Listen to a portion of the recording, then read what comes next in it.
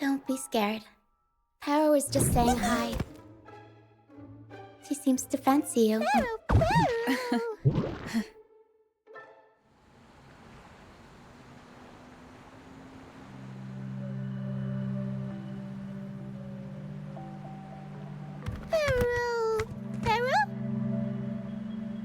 I'm not exactly one for formal introductions, Paro.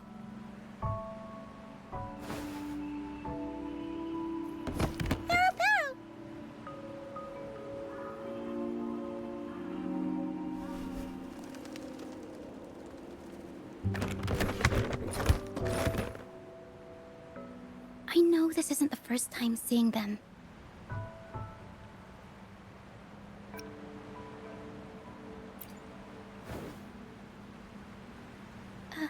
Hello, I'm Ochia. We've met before on Brand's ship. I was in this box.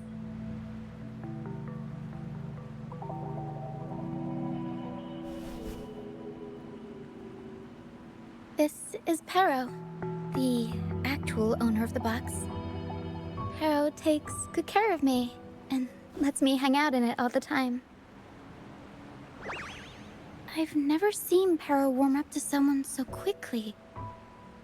It must be something in your frequency that it finds interesting. Anyway, what brings you to this beach? It's not exactly a place for a stroll. So you were attacked by that dragon and fell off the bridge.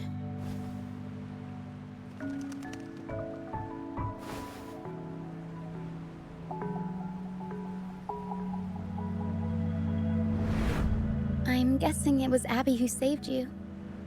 It probably exhausted itself and retreated back into your body to rest.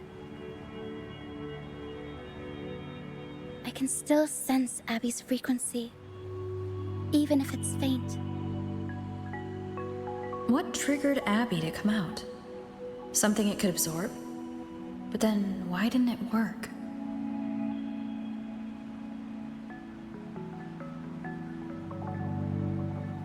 That dragon's behavior is odd.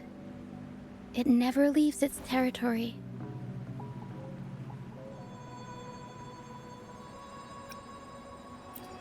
Long ago, this place was a sacred spot for the Order's pilgrims. Then, the dark tide hit, and all those reverberations left behind twisted things up. The remnant clouds from the Sea of Clouds drew hordes of tacit discords here. Now, their whispers fill the air, turning this once holy place of pilgrimage into the penitent's end.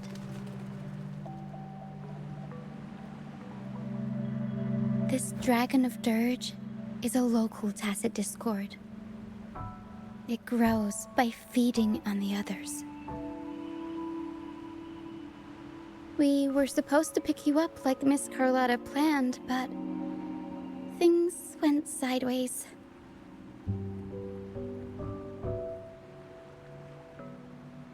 The truth Miss Carlotta wants to show you lies somewhere on the Isle. But this is not the best place to talk. The mist is thickening, and rain is coming.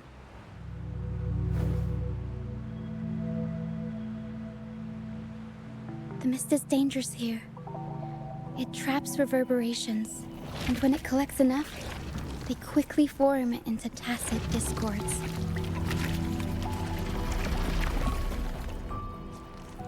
The captain, Brant, He went into the mist to rescue people, but he hasn't returned. We think he might be in danger. I plan to go find him. Once I'm in the mist, my frequency will draw the creepies and crawlies away, so you'll be safer here.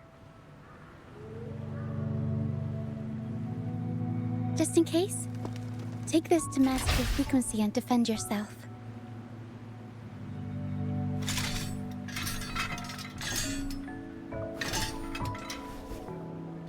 Ta-da! Fireworks pistol. One shot and it'll send the Tacit Discords packing.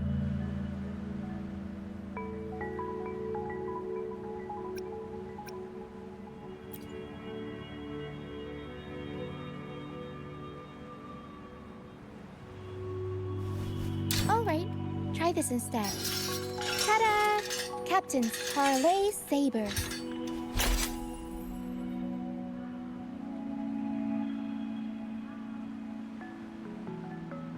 Use it to protect yourself. Our troop will bring you to our base soon and tell you the truth we've uncovered.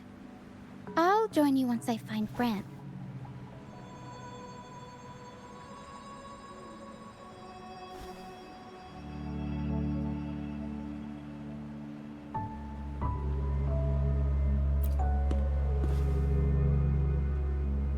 But the mist is dangerous. All right, fine. It's better you see it for yourself. I'll be glad you don't have to fend for yourself alone.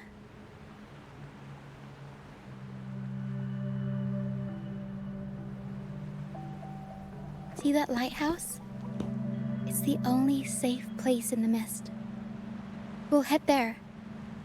Brant might have taken shelter there too. Once we find him, we'll find the truth you're after.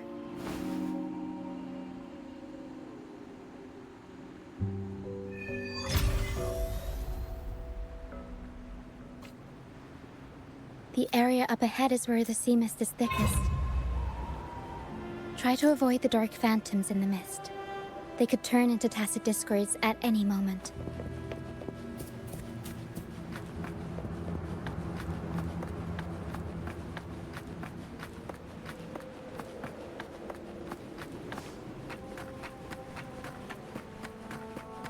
We'll improvise.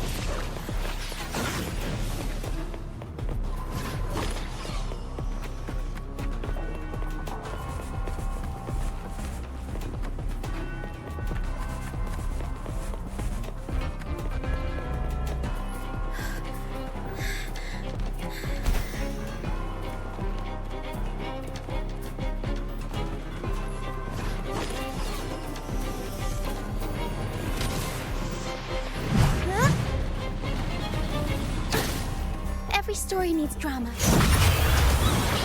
Mamma mia!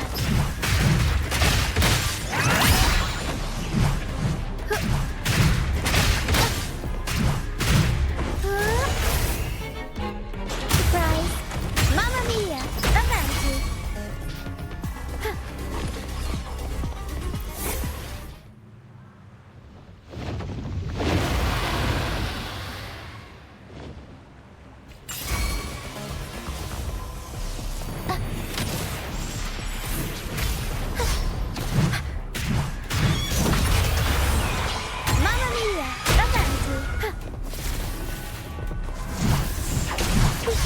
Leave it to me. Stay calm.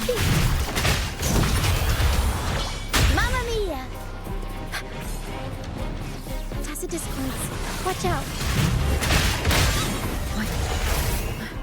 I can't control my forte. Tempest Stone! Mamma mia! Improv performance!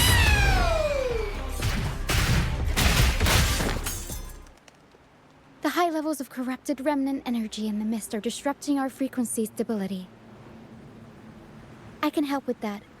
See, fighting here is a bad idea. Let's just try to avoid any threats for now.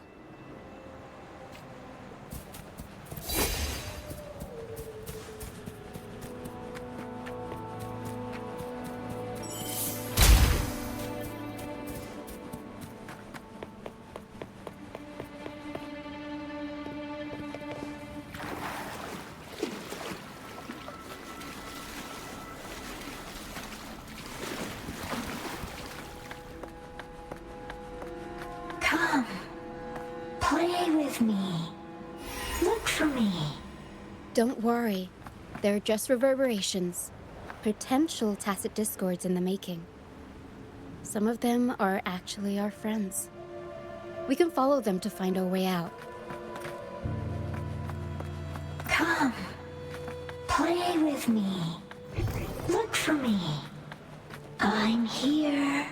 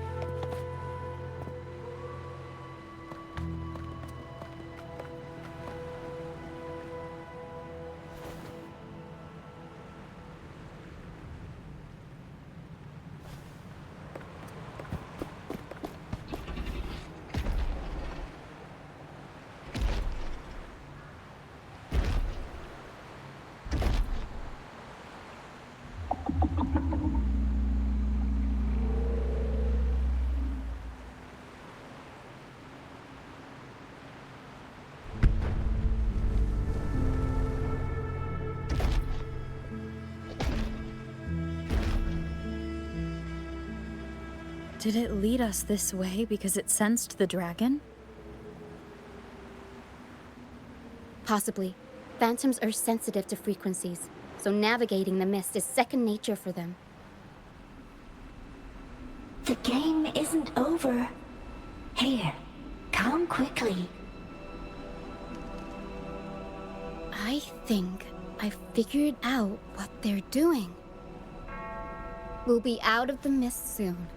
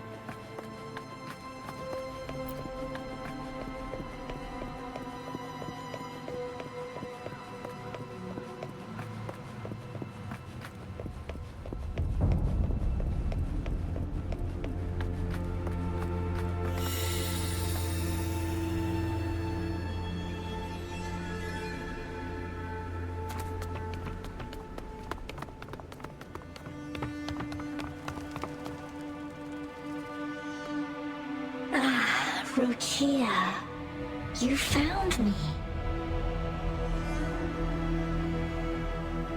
I'll always find you, but maybe don't do this again next time.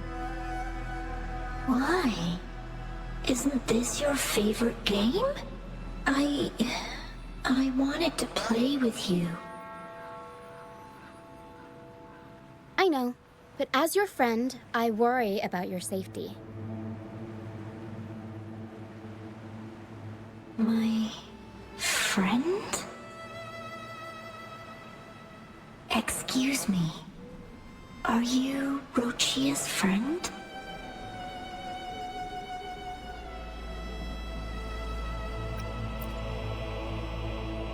Ah, how wonderful. You're not alone anymore, Rochia.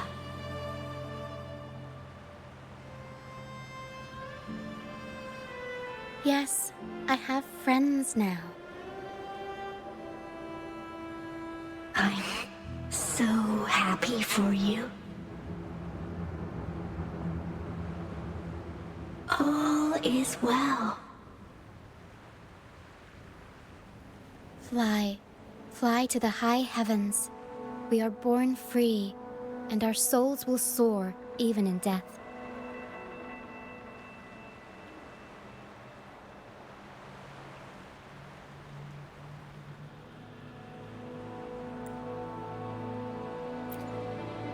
Golden phantoms are reverberations, mixed with the frequencies left behind by people who've passed away.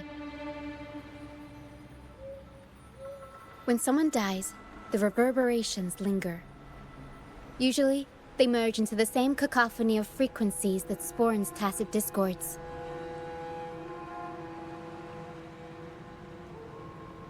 But sometimes, a trace of their final will remains, and the mist shapes this into phantoms.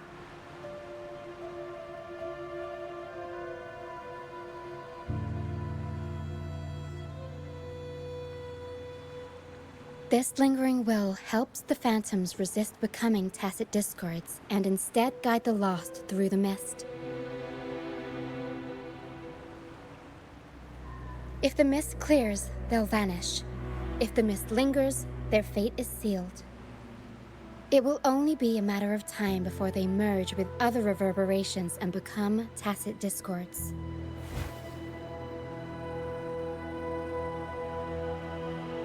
Their final frequencies tend to cling to certain objects, like this Lucianite here. I collect them as proof that they once lived.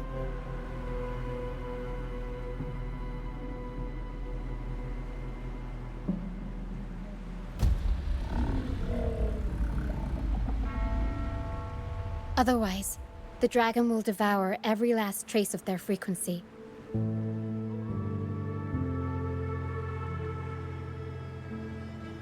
The mist is thinning. That stranded ship ahead looks like...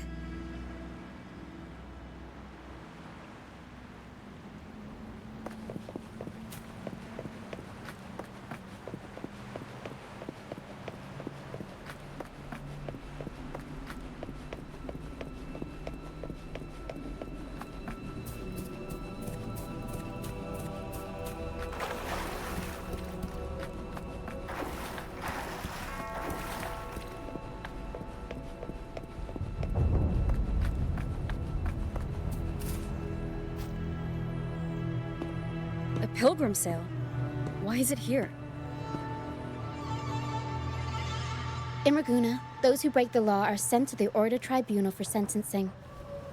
Those who violate the sacred doctrines are branded as fools and sent away on the Pilgrim sale.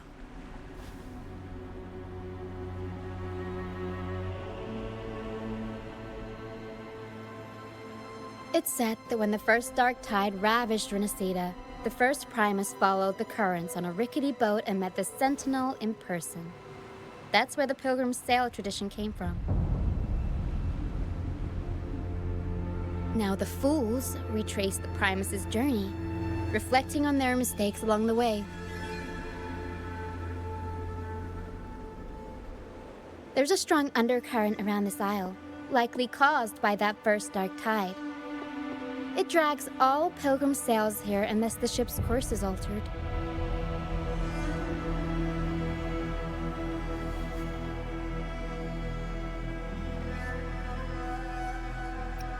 No reverberations on the ship, nor in the mist.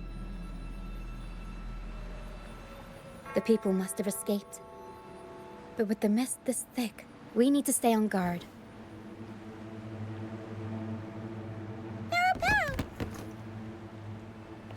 This way. Head to the lighthouse. I hear the sounds of fighting. Watch out. Tacit discords are gathering. Looks like our brief intermission is over. Time to let the ghosts have their moment on stage. Come on then. Let the flames of battle ignite our souls. Is that Brand? Only Brand would call them ghosts with that kind of flair. It must be him. But I can't tell where he is in the mist. Anyway, let's deal with the trouble here first before we go look for him.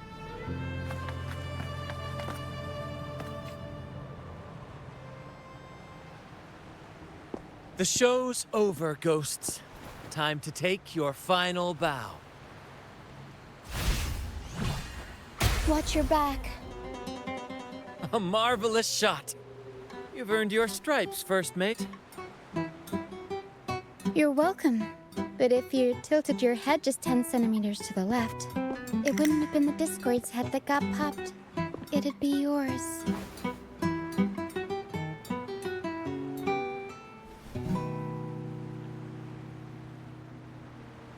Not on your watch. Besides, fortune always smiles on me. Except in bets. And we've crossed paths with the rover again. Can't get luckier than that. We shouldn't have let her get caught up in this mess. She was worried about us and insisted on coming. Is that so? Then our gratitude to you is even greater for your timely aid. To find the brightest truth, one must delve into the deepest shadows. Such bravery deserves to be hailed, my friend.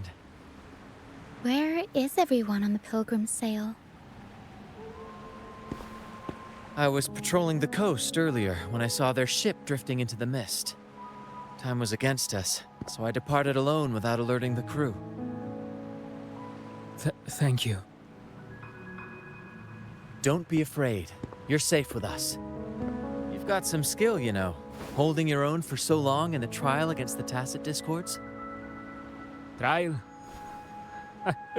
I don't buy into the Order's nonsense. I've worked hard all my life and stayed true to the Order's teachings about forsaking earthly pleasures for divine favor.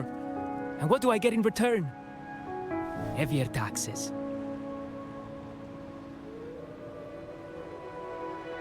When pirates ransacked my merchant fleet, leaving me with nothing, I turned to the Order for help. They said it was a divine trial and left me to rot. I stood before the Sentinel statue, asking if my suffering was really their will. But all I got was silence. Why should I wait for peace in the afterlife when I could be living for today? How is that a crime? As for salvation, I don't believe in it. And I certainly don't need it. Here's a proposal. How about joining our troupe? We are wanderers adrift upon the seas. Or perhaps you're more familiar with the name, the Troupe of Fools? The Troupe of Fools? Could it be? Yes, we are, like you, by the Order's decree, marked as fools. Fools on the Pilgrim sail often meet their demise in a storm, or they're swallowed by the waves. Even if they do survive, they still face hunger, thirst, and the unforgiving wrath of nature. Maybe it's luck that brought you here so swiftly, and unharmed at that. Look around. This is all that remains of the Pilgrim sail. This is always their final destination, where the fools meet their end. Yes, the pilgrimage is nothing but a banishment in disguise. The path to salvation they speak of doesn't exist. Otherwise, how could this once sacred place now look like such a hellish wasteland? Wait. Sacred place? No wonder the others were talking about it on the ship. They believed the Order's promise that prayers at the sacrificial arena would grant them forgiveness. They must be heading up the mountain now. I didn't expect their faith to lead them that far. If only they knew it was just one of the Order's lies. Captain! First mate! We're here to help! More hands make light work. I called in some help to escort him back to the base once the mist cleared. Ah, the first mate's foresight is unmatched, and the three of us can head up the mountain. But beware, my friend. By the end of this pilgrimage, you will witness the Order's cruelest deceit. The dangers ahead will only intensify.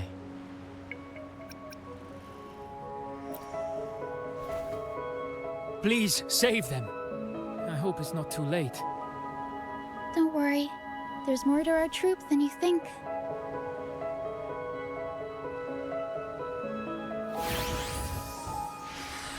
This Wingray can fly us up the mountain. You two go first. You'll find I'm very convenient to bring along. All right then. All hands, prepare to ascend!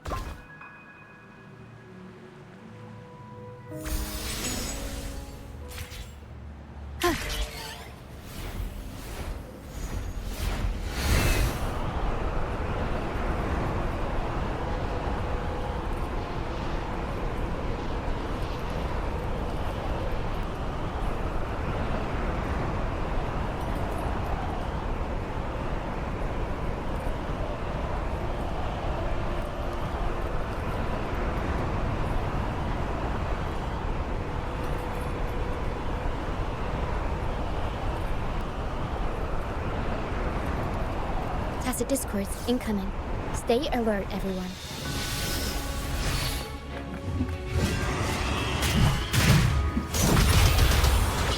Mamma mia!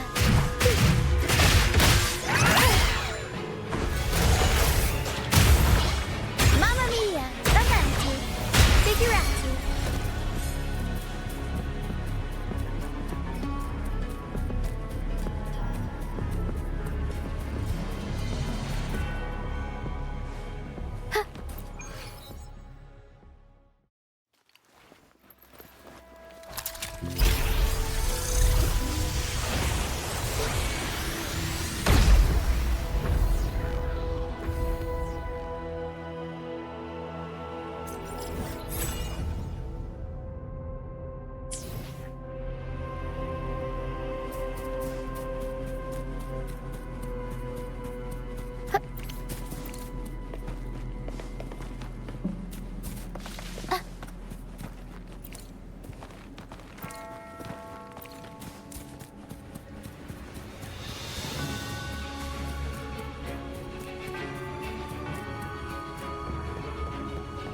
These are human footprints.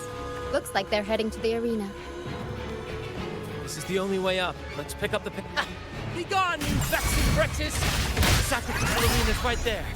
Let's take them down in one blow! Leave it to me.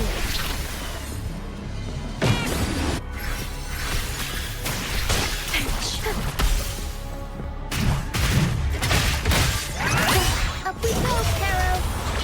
Mamma mia!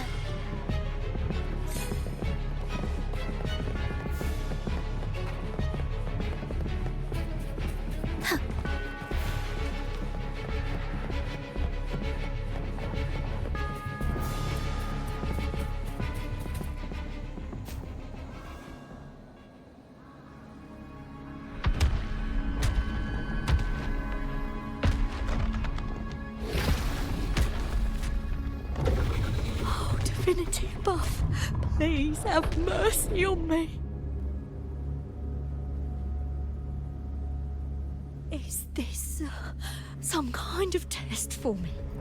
I see. No matter how harsh the punishment, I'll take it. Even if...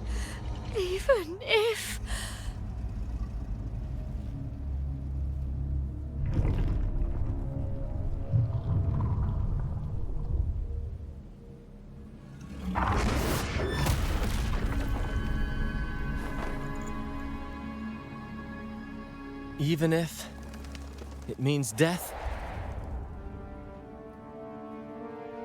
We've never done anything that warrants paying with our lives.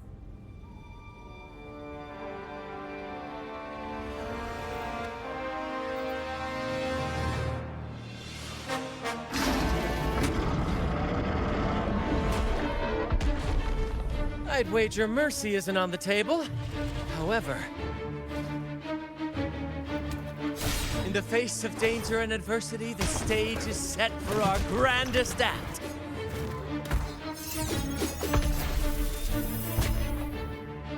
Brant, you handle the tacit discords. I've got the dragon. Of course. But with all due respect, shouldn't the captain be the one giving the orders? Just playing to our strengths. Take it, or I'll spill the beans about your wine stash.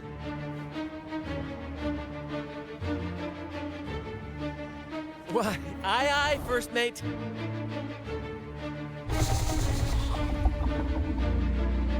It's time to pay for what you've done, Dragon of Dirge.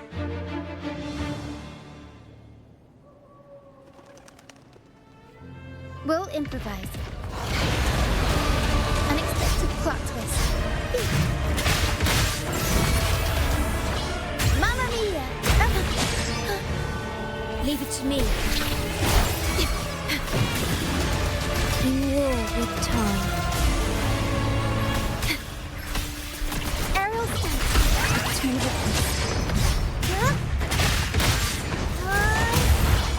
Mamma mia! Avanti. Time for some crowd work. I'll warm up the crowd. Leave it to me.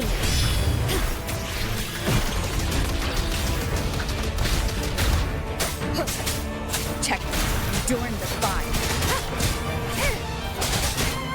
Down with the curtain!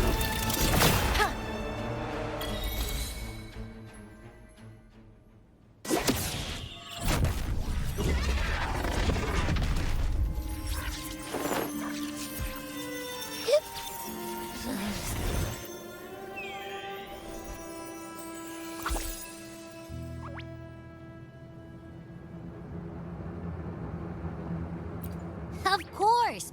You think that little lizard could take me down? I just took a nap after eating its frequency.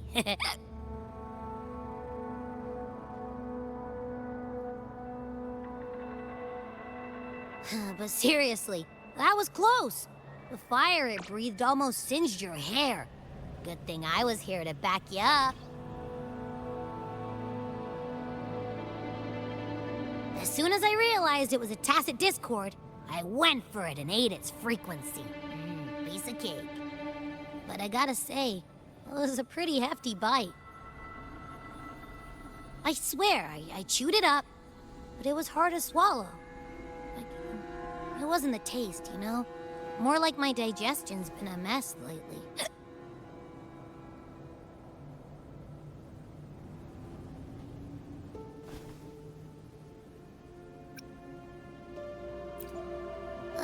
That's not the point.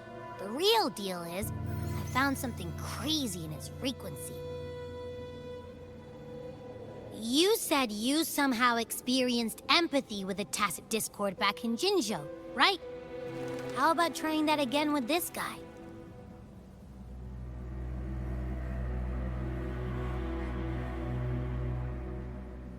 Trust me, this could be our big break.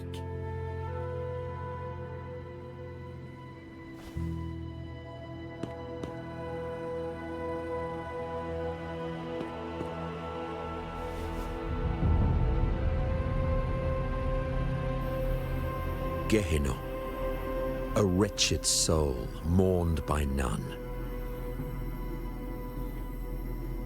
You are reborn to fulfill our sacred rite, illuminate the path of salvation. Become the fiery hand of judgment, purging all transgressions. Cleanse every soul ensnared by their own indulgence. Those who cannot withstand the trial by fire shall forever be barred from our pure land.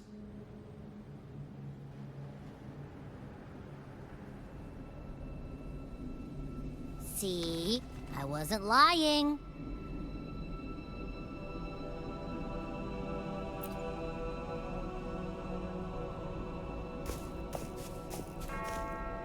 Tacit Discord's frequencies are perpetually fading, inching toward their end. Their only way to maintain their existence is to consume other frequencies as food. The dark tide and mist enveloping this isle have drawn in countless Tacit Discords. Their frequencies should have been enough to feed the dragon. If what you saw is true, then the Order must have used some trick to control the dragon, making its frequency fade away faster than it should. That means they could be responsible for why the dragon began attacking all living beings, including humans. In time, it ended up becoming a harbinger of death. I found this during the previous battle.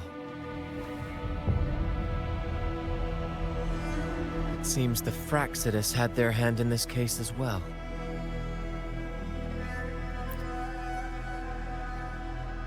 So you know them too. Seems we have much to discuss. Our troupe usually earns a living by performing on the nearby islands. Sometimes we take on escort missions for merchant ships as well. That's how we first got acquainted with the Fractsidus. At first, they were just lurking about, raiding ships. But as the Carnevale drew near, their actions grew suspicious. We noticed them lingering around a certain sea. Remember Cetus the Tidebreaker? The creature that attacked you when we first met? After we parted ways, we went searching for it to find out what had gone wrong.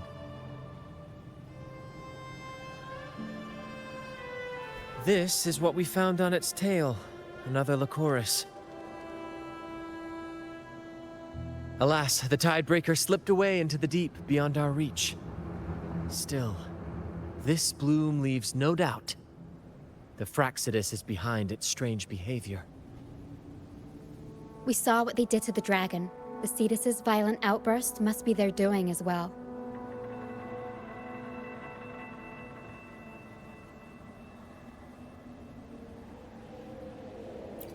They say the Carnevale is a ceremony to resonate with the Sentinel. Those who claim the laurel may be graced with a miracle, a direct communion with the divine. At first, we thought you were merely a curious traveler, intrigued by the Carnevale and our Sentinel. But now, seeing how far you've come, there's more to your quest, isn't there? Our troupe has always sought the laurel, and we won't sit back while others threaten the Carnevale. If they're your foes, then our paths align. Remember I mentioned one of ours who once claimed the laurel? He wasn't with us when we first met. But once we reach our base, you can speak with him about the Sentinel. It won't be long now. After such an adventure, a well-earned rest awaits.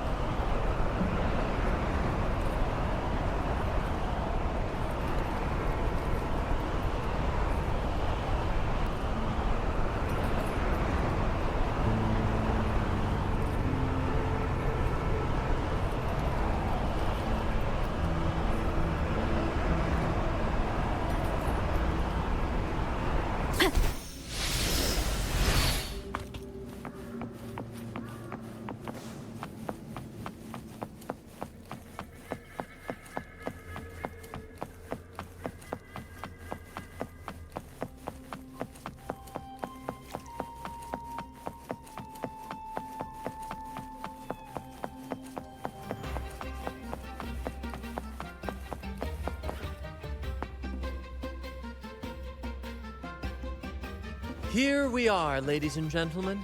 Allow me to present to you our sanctuary. A haven for all the surviving fools at the edge of the world.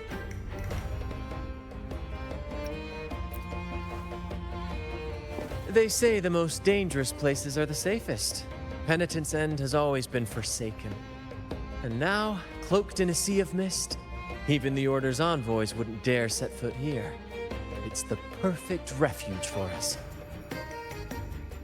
The mist does shield us from the Order, but it brings its own set of problems.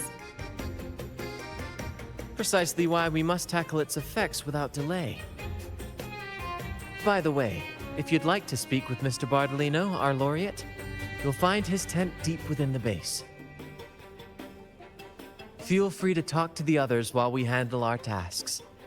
We'll catch up once we're done.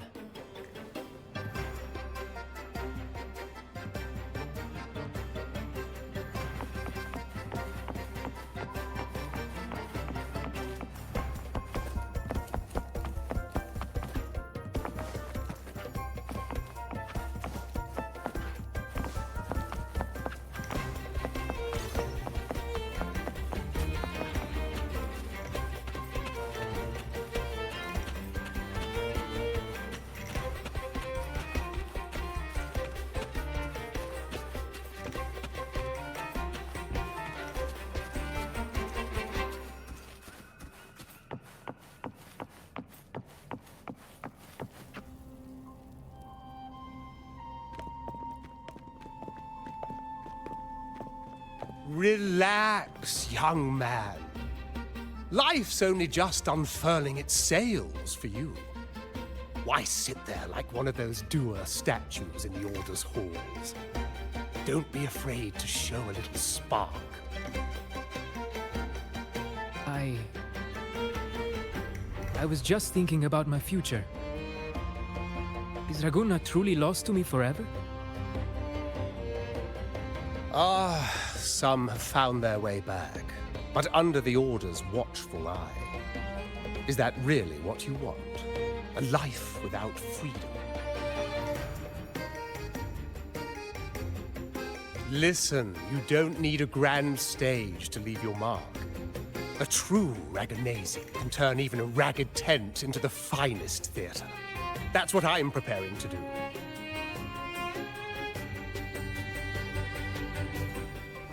I might be an old man now, but don't let that fool you. I was once crowned with the laurel, you know. You?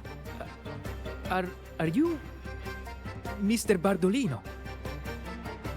In the flesh. Ha ha ha ha!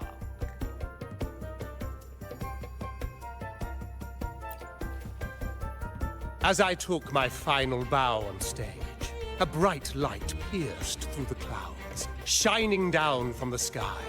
And then, a radiant laurel descended upon me, and I heard a voice. It was the Sentinel's voice, ringing in my head. I asked them a question that had puzzled me since childhood. The ultimate philosophical riddle. What should I eat tonight? And they answered. The body is the temple of the mind. To keep your mind sharp, do consume healthy food, such as the Loris salad. But why Loris salad? I was baffled, and the meaning still eludes me to this very day. I've never been quick-witted, though, and the Order's doctrines never quite took hold. Acting, however, that is where my true passion lies.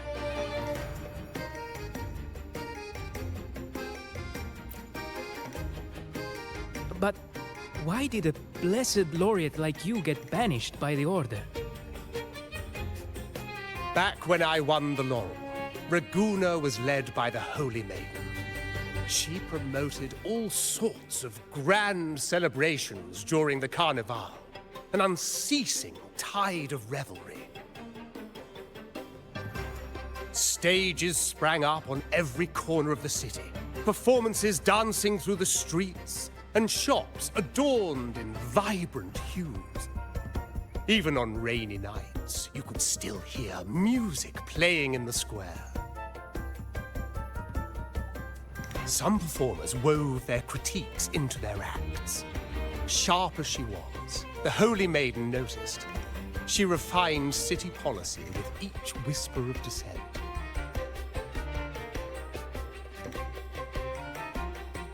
Those were the golden days, my friend. The Holy Maiden once said that if she were to leave this world, she'd want no majestic tomb or a solemn funeral, but the grandest Carnevale as her final farewell. And then she really did leave us. The current Primus took her place, and in the name of mourning the Holy Maiden, issued all sorts of bans on the Carnevale. But is that really what she would have wanted? The Order's grip tightened, and the Carnevale performances were reduced to dull, monotonous shadows of their former selves.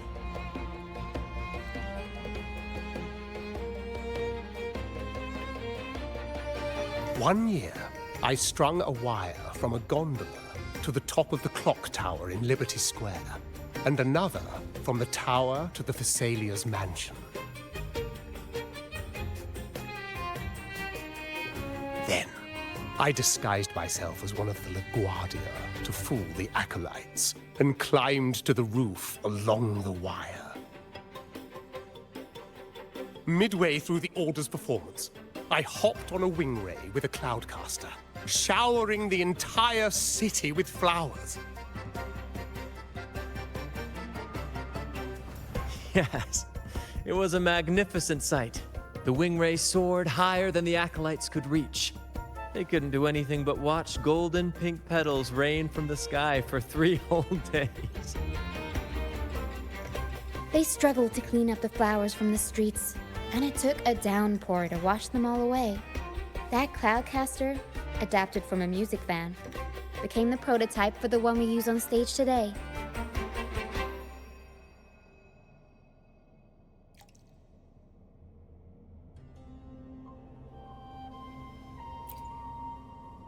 But that's all in the past. To this day, I'm still not sure what crime they pinned on me. Maybe walking the wire without protection? Anyway, I'm just an old relic now. But you lot, you're the main characters of this era, facing down every obstacle with fire in your bellies. But isn't our fate already sealed? Without the so-called salvation the Order preaches, we're doomed to our banishment. Just lost souls, dying in obscurity. Life is short, and we weren't born just to atone. The Order may banish us, but they can't take away our right to sing.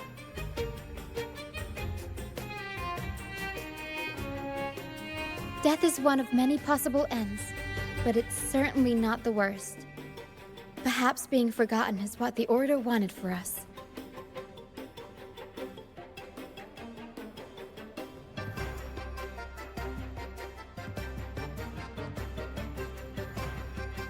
They want to erase all traces of our existence, grind us into dust and drag us into the abyss.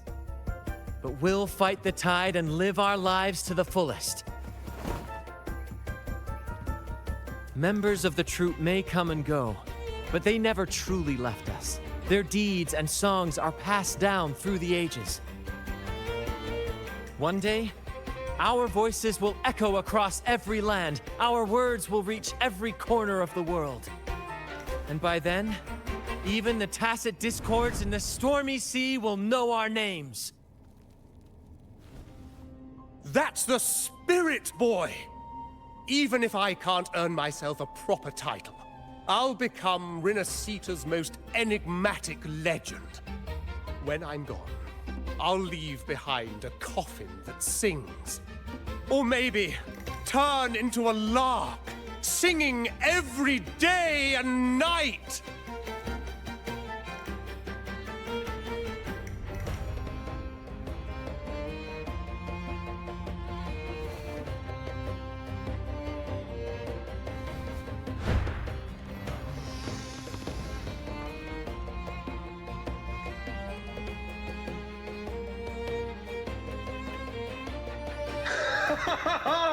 What say you, Brad?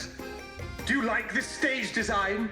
It could be used for this year's Carnevale.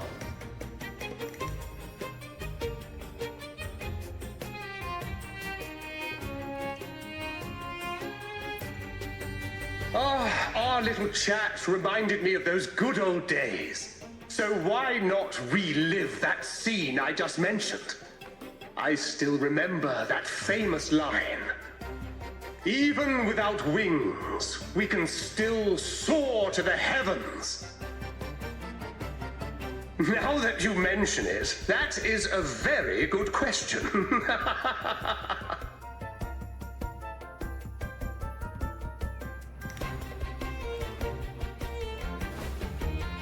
Please don't mind him. We like our performances big and bold, after all.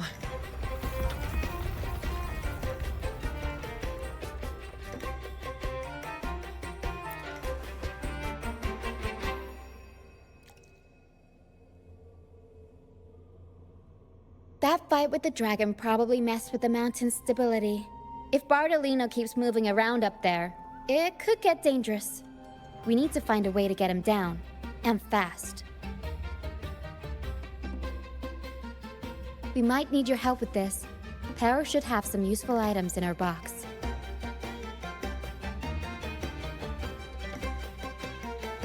We've got a Cloudcaster that can conjure up some fluffy cloud cushions. They'd make the perfect stairs to reach Mr. Bardolino, or catch him for a soft landing. But some of its parts have been borrowed by other troupe members.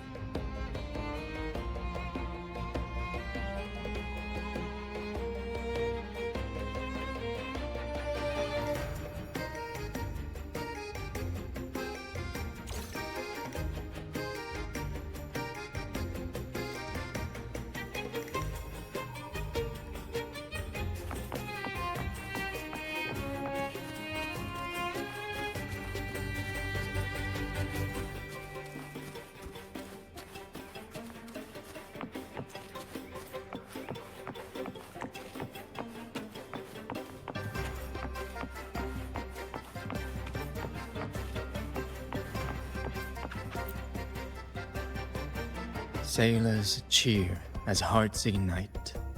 Soon we'll break these chains so tight. Set the course, embrace the storm, sailing on till light is born. Oh, hello. I'm writing a sea shanty.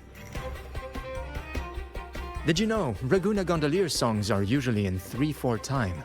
Matches the flow of water perfectly. When they row, their strokes go slow dip, quick lift, which fits that rhythm. But for our troupe, we use a 4/4 signature with strong and weak beats. It's catchy and perfect for sailors to sing along to as we work together to tackle the waves. Sailors cheer as hearts ignite. Soon we'll break these chains so tight. Actually, boarding the Pilgrim sail was my choice. I used to compose hymns for the Order. Sounds prestigious. But the same old rhythm and lyrics started to wear on me. Music should be alive. So, I decided to take the pilgrimage, believing I'd find new inspiration from the divinity. You probably already know what the pilgrimage really is. I was foolish to believe the Order's lies. But luckily, the troupe found me and brought me in. Have you seen any of our performances, perhaps? We don't do those lofty soliloquies that give you existential dread. That doesn't mean our plays are shallow. They're just more hopeful and speak directly to the heart. We do commedia improviso, a style of play that's all about those fleeting, beautiful moments of everyday life. We sing of love that endures, enemies who become allies in the fight against evil. The Order may scoff at such stories, but they're real, human stories, full of ambition, dignity, and everything that makes us human. Traveling with the troupe, I've learned to see the beauty in the small things, and I've met people facing similar and unique life struggles. Only those who walk in the fields can really see how the crops grow. It's the same with music. You can't truly know it until you've listened. That's why I'm always chatting with the crew, gathering ideas for my ballads and shanties. The true rhyme of our time. Sailors cheer as hearts ignite. Soon we'll break these chains so tight. The Cloudcaster. Oh, I use its base as a desk. Our first mate lent it to me so I could write more comfortably. Here it is. Careful, it's heavy.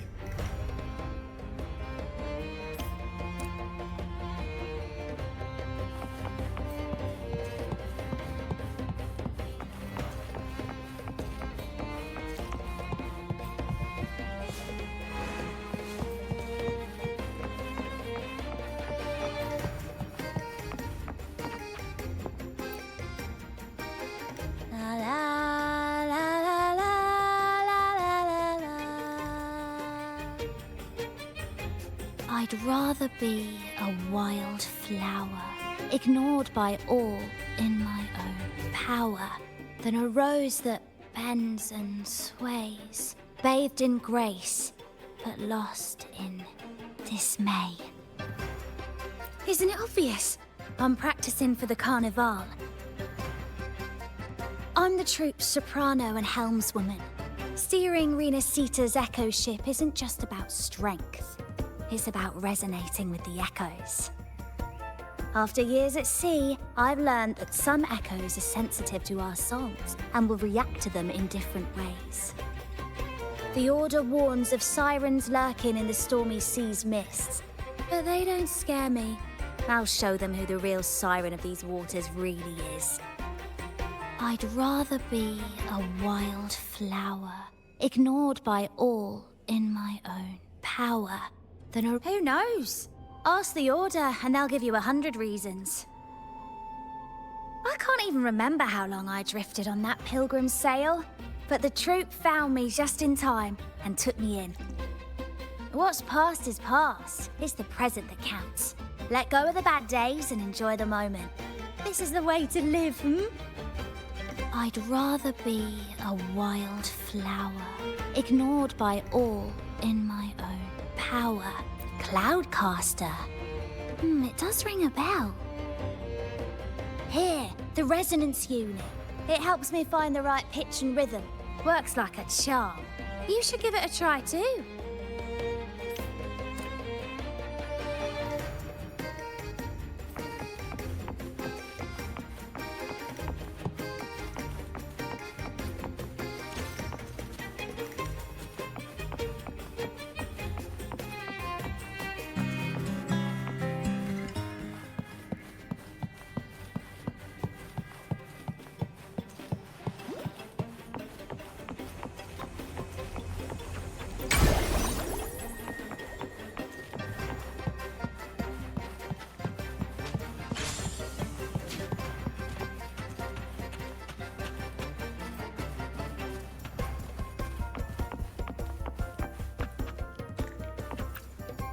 Come on, fish. Come to my net. Me? Just prepping dinner. The storm's passed, so it's the perfect time for fishing. The captain once told me a secret. The fiercer the storm, the more fish it brings. Sometimes we even see fish swept up by the wind, raining down from the sky. Usually, yeah. But when we dock on an island, the captain and first mate will buy some other food from the locals. Come on, fish! Come to my net! Back in Ragunna, I was just a fledgling fisherman when I accidentally caught an Erasti. Turns out, it's a sacred fish, only meant as an offering to the Sentinel. But mortals aren't allowed to catch it. But it swam right into my net. Not really my fault, was it? Though the Order didn't see it that way. They banished me out here, like tossing a fish onto dry land. Luckily, the troupe found me. I can still fish like I used to. Otherwise, I'd probably be dead, or living as a pirate. Though, to be honest, life here ain't too different from a pirate's. Except we're not hunting for treasure, but for smiles and cheers from our punters. Come on, fish! Come to my net! Yeah, I borrowed the reel for me fishing rod. We scavenge all sorts of stuff from the beach and fix them up as needed. Nothing goes to waste. Don't be fooled by appearances. This stuff can be pretty versatile. Good. We have all the parts now. Time to work, Pero.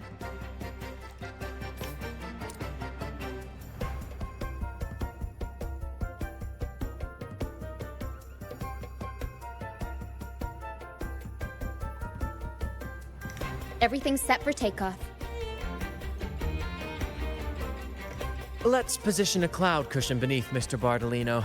Then we'll pop the balloons and bring him down safely. Although we might need a bigger cushion. The Cloudcaster's resonance unit responds to song. The louder our singing, the more powerful the effect. In that case...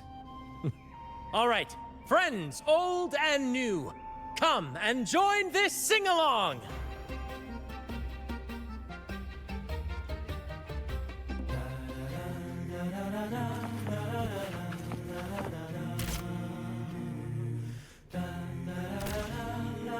Bullseye! How about showing off that aim again with the rest of the balloons? Almost done!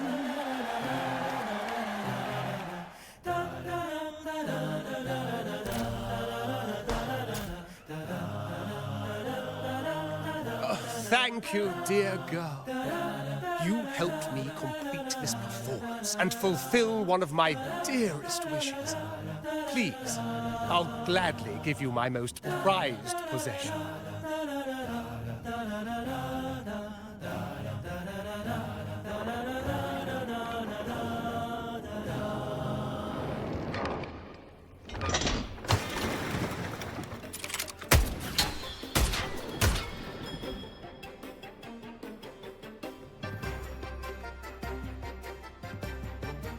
Apologies for my late arrival to such a magnificent performance.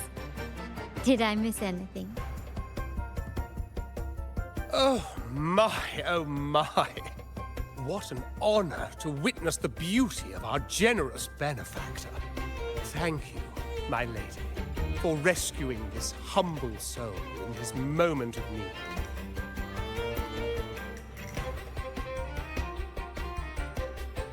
You flatter me. The family's protection extends to all who stand by us. Might I say what a pleasure it is to see you again, Miss Carlotta. You have my heartfelt gratitude.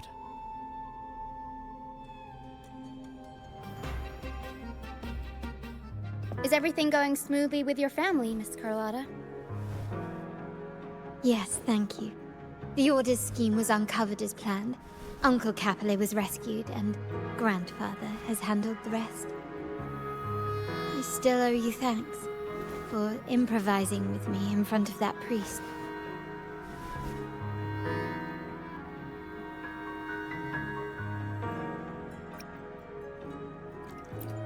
You've got a sharp mind. No pain, no gain, as Grandfather used to say. I'm pleased we're on the same page.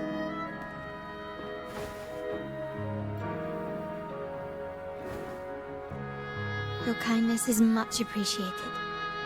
The Montellis won't forget this. In return, I'll share everything I know.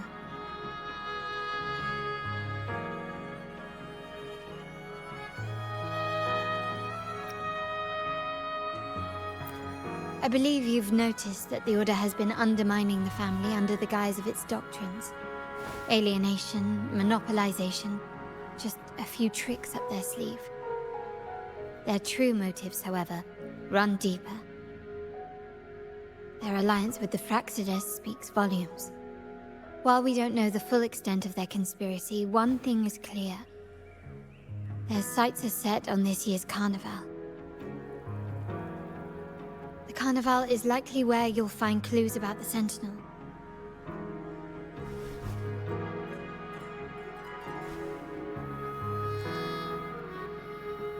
Legend has it that the Sentinel, Imperator, has been secluded in the heavens, cut off from the mortal realm. The last record of the Sentinel is from the Carnevale a decade ago. At that time, the entire city was shrouded in mist. Ghosts roamed the streets. A dragon roared from the sky, and a sea behemoth raged. summoning towering waves. Do any clues come to mind? The mist might be coming from the remnant clouds in the Nimbus Sanctum. Lorelei has the power to purify and control them, but the Fraxidus interfered. Remnant clouds corrupted by evil will disrupt Echoes' frequencies. If the mist had spread to the city, it would have stirred the Echoes into chaos.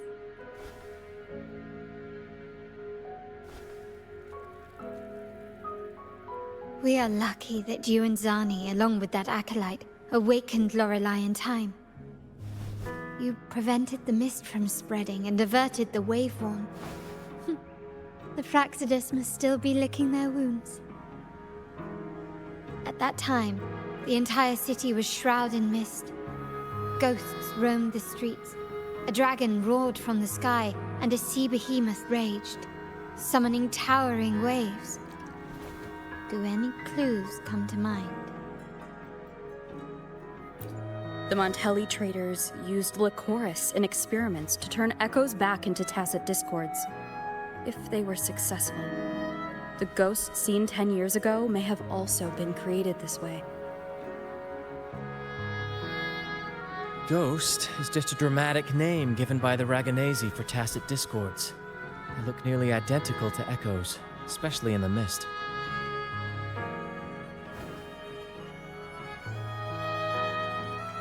With your help, Grandfather has thwarted their plan. No corrupted Echoes will appear at this year's Carnevale.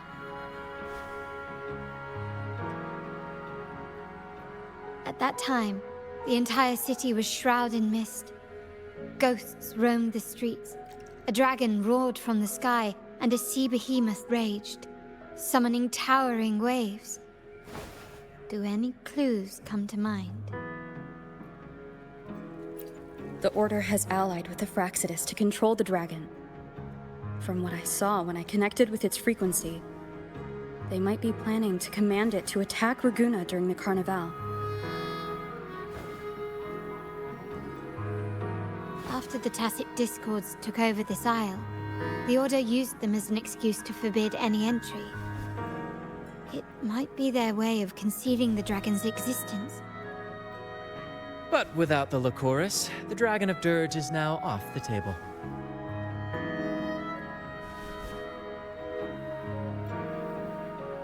At that time, the entire city was shrouded in mist. Ghosts roamed the streets. A dragon roared from the sky, and a sea behemoth raged, summoning towering waves. Do any clues come to mind?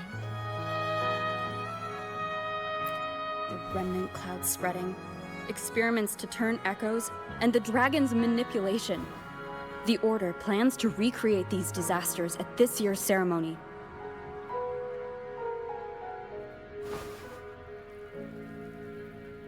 The Order and the Fraxidus are allies. To prevent the Carnevale's sabotage, we must stop them. But what is their motive?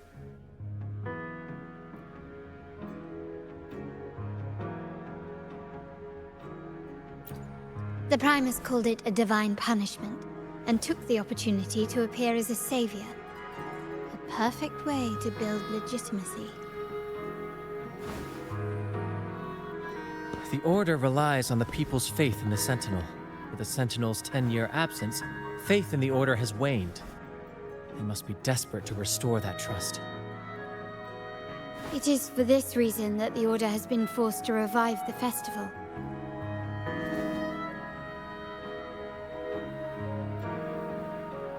Let's consider the implications. If the Carnevale proceeds unhindered, how would it affect the Order?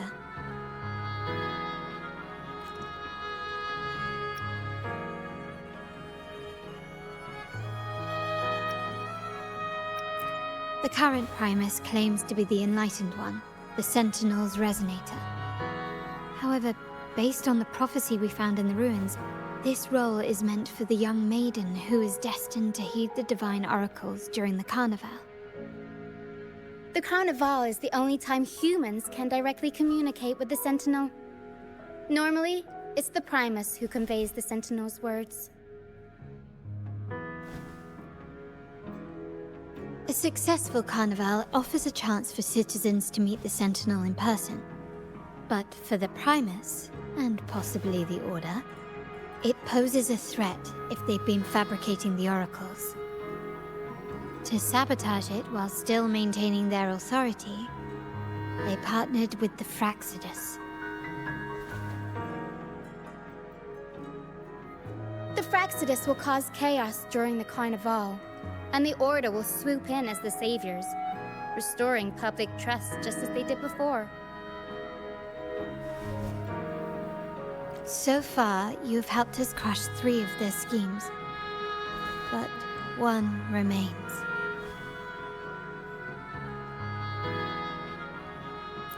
We have evidence that the Cetus is being manipulated, and the Fraccidus are setting up their final plan. With their whereabouts unknown, we'll need to adapt our strategy as the Carnevale unfolds. From what I've noticed, you're not one to act passively or pin your hopes on others. You prefer to strike first and steer events in your favor. Winning the Laurel might give you the chance to talk with the Sentinel. The Sentinel's resonator may also be present, so...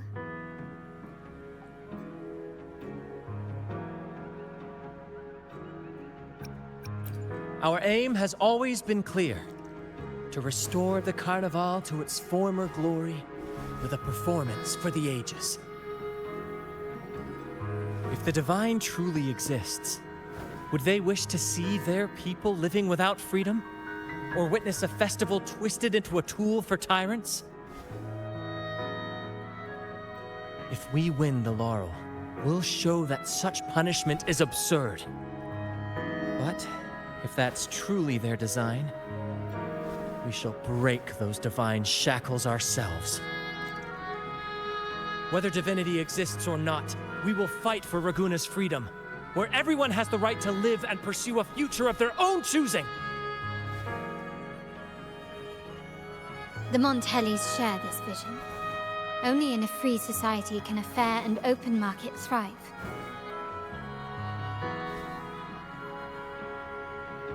However, the Troupe alone is too weak. The family is under close watch and our enemy hides in the shadows. We need your strength to find our way forward.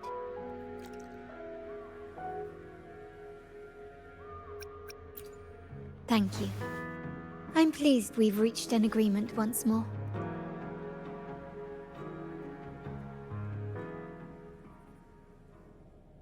All right, what should we do now? Any plans? Since the Order intends to sabotage the Carnevale and incite chaos amongst the guests, confronting them directly only plays into their hands. You've seen the Troupe's unique approach to combat, haven't you? That's precisely why we're allies with them. We will turn any disturbances into a theatrical performance. I can see our friend here is still a bit confused. No worries, my dear girl. We'll have a quick rehearsal before the Carnevale begins. Speaking of which, Ms. Carlotta, would you honor us by joining our performance? Me? I do have some stage experience, though I must confess I may be a bit out of practice. We don't know what challenges we'll face, so your help will be needed, Miss Carlotta. Plus, it's a chance for you to get to know our methods. If you insist. Wonderful! As the festivities continue, if you're both ready, please join us on the stage of the Troupe liner.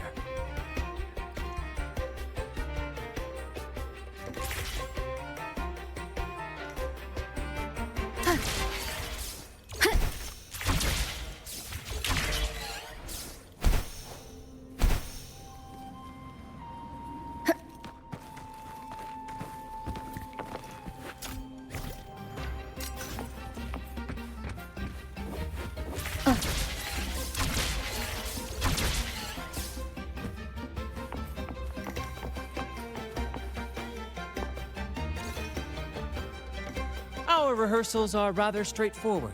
No scripts, just pure intuition and our senses guiding us. That's what makes Commedia Improviso truly come alive. For our improvised comedy, we start with a theme. From there, we build our lines and act on the fly, responding to the unfolding show and audience reactions. But with the limitless capacity for human creativity at play, the plot can sometimes veer into the, well, unconventional. To prevent things from spiraling too far, we set an anchor for the performance. Pardon my interruption, but I'm quite curious. What sort of bizarre plots have you encountered? Well, something like a humble craftsman from a small town sets sail on a rainy night, stumbles upon ancient ruins, is reincarnated with superpowers, and then decides to conquer the galaxy, becoming the Emperor of the Stars.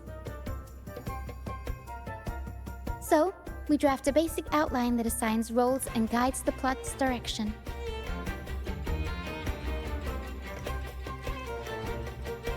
And this time, our outline is: a kingdom is attacked, monsters run rampant, and the Demon King has kidnapped the Holy Maiden.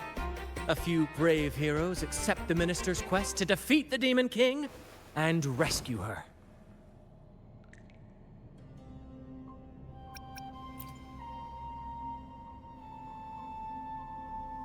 This outline holds special meaning. We want to pay tribute to the play once performed by the Blessed Maiden herself, which was also about a hero facing a Demon King.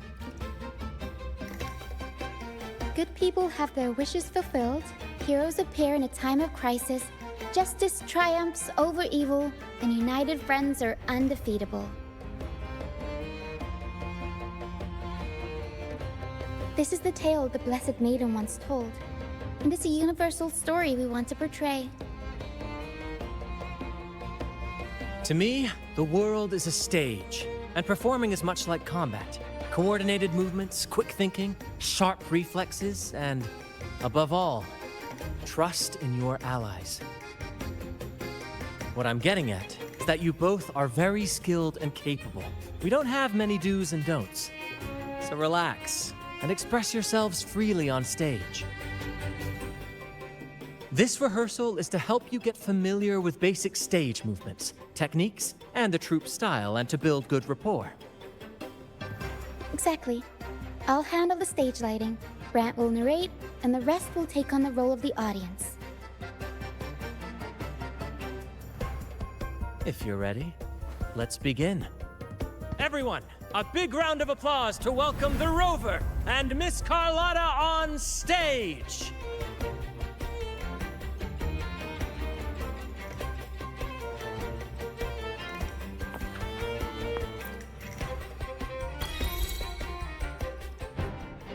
All right, next I'll spin the prologue of our tale, setting the scene for how our brave heroes first crossed paths. Once upon a time, a hero roamed the world. Undaunted by the lack of a divine vessel, she embarked on a perilous journey across tempestuous seas. Alone in the dark, a young girl of untethered spirit soared against towering barriers with wings of defiance. The winds of fate brought them together.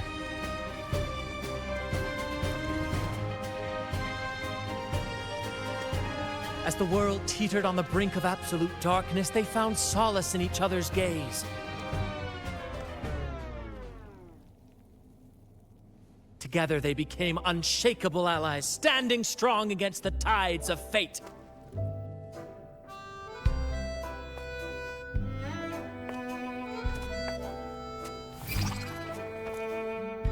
Even if light were to fade from the world and the stars cease to shine, they would still blaze like the sun forever.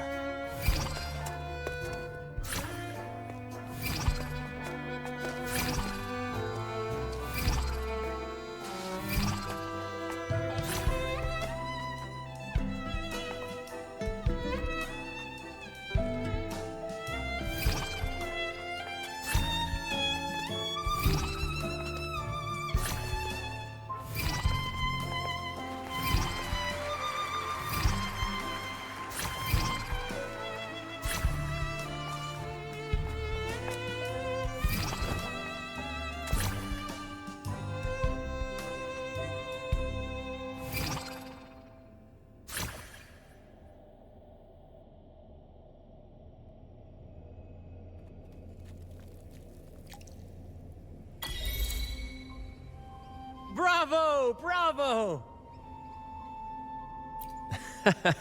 Seeing your chemistry, I decided to take a little creative liberty with the story. Anyway, it didn't stray too far from the outline, right? The thrill of improvisation is in its unpredictability. There's always a rush of excitement with every twist and turn. Your movements were seamless, elegant, and powerful. I'm confident you'll shine at the Carnevale. Thank you. It was all thanks to you. You inspired me and kept my spirits high. You'll master it in no time, I'm sure. All right, that's enough for today. Let's save the grand reveal for the Carnevale. Oh, and speaking of which, there's still something we need to prepare for you, isn't there? You mean the essential item for the Carnevale performance? Don't worry. I've taken care of everything. Oh, so it's handled then. I can't wait to see it.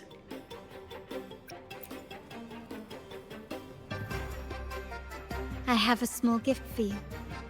Let's head back to Ragunna together, shall we?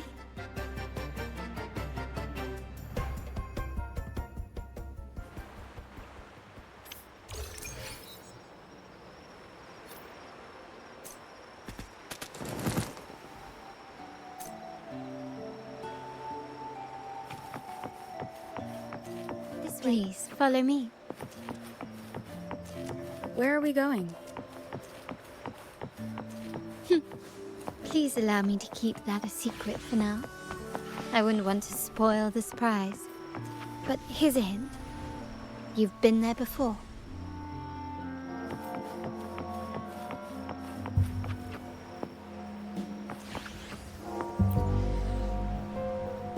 Oh, dear Lady Carlotta, thank the Sentinel you are finally back. I was just about to close up shop to prepare for tomorrow's Carnevale. You have completed my request, haven't you? Of course, Lady Carlotta. You should have more faith in my skills. Here you are. A small token of my appreciation. Abby, I have something for you as well. Wow, really? I get a gift too? Ha! You're so nice. Ah, so that's why Lady Carlotta was so insistent on using only the finest materials and meticulous craftsmanship for this piece. For a moment, I feared she lost faith in my skills and was plotting to hand over the shop to someone else. Now I see why this little creation was so important to you, Lady Carlotta. Nyala, you do have a flair for dramatics. Anyway, why don't you unwrap it?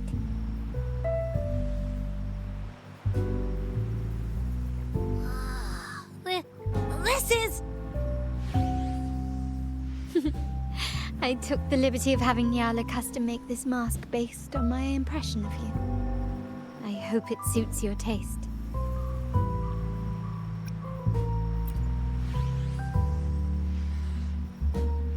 The Montelli family shares its wealth and opportunities freely, but I see your stage lying beyond the cutthroat games of power and fortune, towards a world that's far more boundless and free. The Carnevale is a splendid reverie, and the mask is its passport. May it help you navigate the Carnevale with ease, and let you enjoy it to your heart's content. We will, for sure. May I take a bit more of your time? Walk with me through Ragunna tonight. I have some additional information to share with you.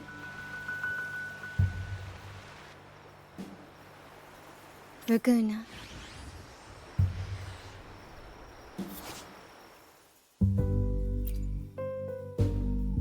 The sapphire that crowns Solaris. waters of Ragunna serve as a mirror, reflecting the countless faces of this city, much like our own reflections.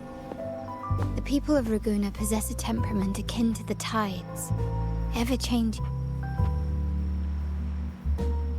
There was a time when the currents swept us into the jaws of uncharted waters, where relentless storms and voracious waves awaited.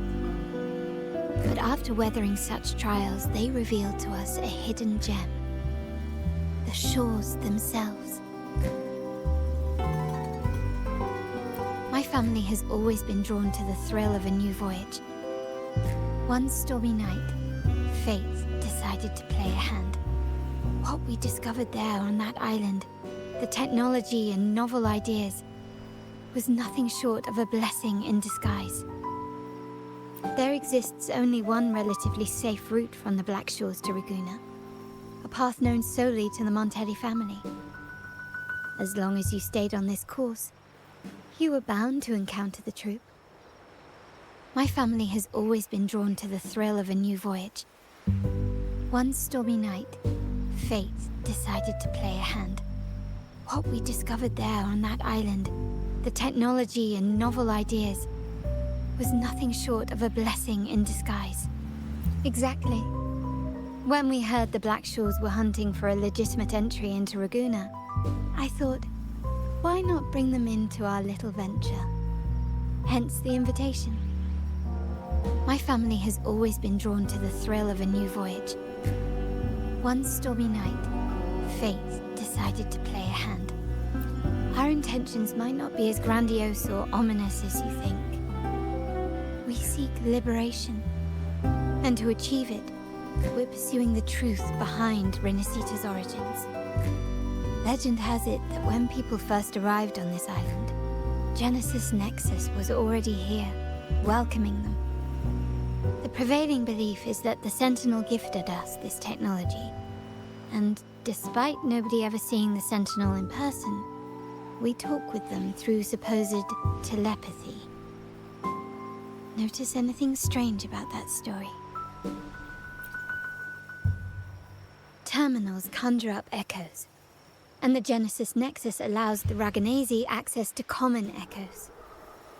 If the Genesis Nexus was present when the first settlers arrived, who built it? And really, if no one's ever laid eyes on the Sentinel, how can we be so sure that statue really represents them? It seems to me the Order might have spun us a tale, hiding the true origins behind their grand myths. No, we have no ambitions to rule or to renounce our faith. And really, this city should not be ruled by any one entity. The hour grows late. I have arranged accommodations for you at Palazzo Agrotta in the south. Let us walk there together, and I can share a story along the way. Think of it as a bedtime tale. I learned it from the Troupe. It's about Fleur-de-Lis, the Blessed Maiden. Once, the Blessed Maiden was just a simple peasant girl. During the Sentinel's gratitude rite, the young Fleur-de-Lis managed to sneak past the guards and drink the sacramental wine. Every drop. Perhaps it was the intoxicating wine in Eglatown, or simply her lack of experience with spirits. But she soon found herself quite drunk. Swaying on her feet, she ascended the ceremony's grand platform, lifted her threadbare dress, and began a rather ungainly dance.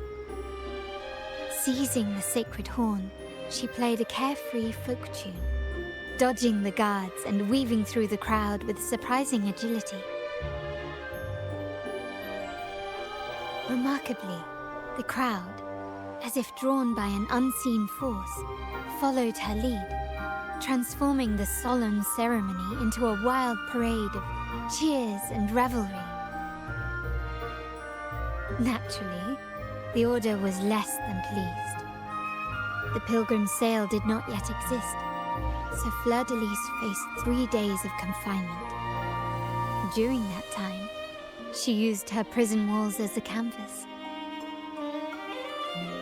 That unforgettable day of disordered revelry left a lasting mark on all who witnessed it. Is it not remarkable? A rebellious girl, chosen by the Sentinel to become the Blessed Maiden. If the Sentinel indeed permitted such a girl to serve as their spokesperson, it suggests that all this joyous revelry is not something they disdain. Perhaps they too enjoy poetry, painting, tears, laughter, romantic tales of knights, and dancing amidst crowds, much like ourselves.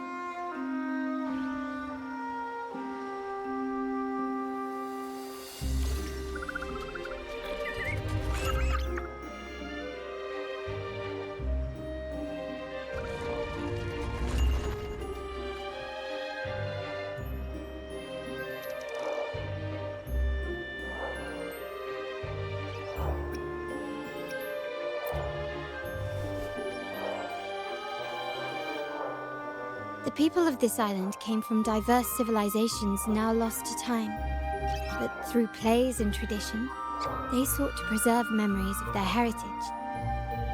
In the past, while the clash of cultures led to conflict, the Ragunna united through faith, restoring balance even if precarious. To maintain this unity, we've always needed both a sentinel and a play based on a shared legend that gives us roles. Yet this play has endured for so long that we've become defined by our roles. Noble, commoner, believer, merchant. What was meant to unite us now stifles us.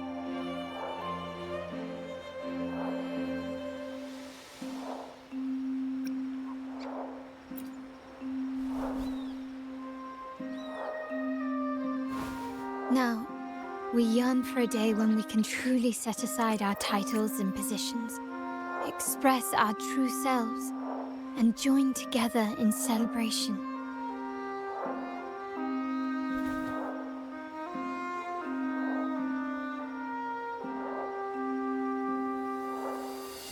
Yes, born from hope and idealism, it reminds the Ragunna of our initial vision of equality and freedom. It also affirms our true worth. While the Order's true intentions remain unclear, we are certain their influence has already eroded the very foundations of our society. People revere the divine figure the Order has constructed, yet they also live in fear of punishment. Legends become accomplices in fostering ignorance, and faith becomes the loyal executioner of cruel punishment. An invisible cage has trapped us all. Speaking of freedom within a cage is absurd. Fear and ignorance are our foremost enemies.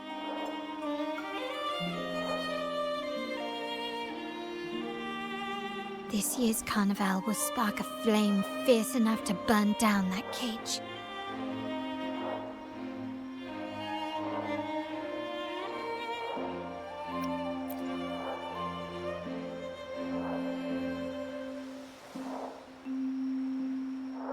Rest well, and tomorrow we shall take the stage together at the Carnevale.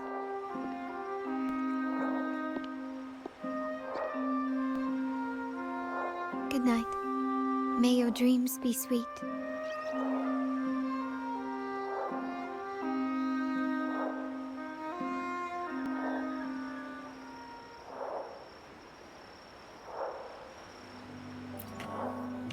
Rest well. And tomorrow, we shall take the stage together at the Carnevale. Good night. May your dreams be sweet.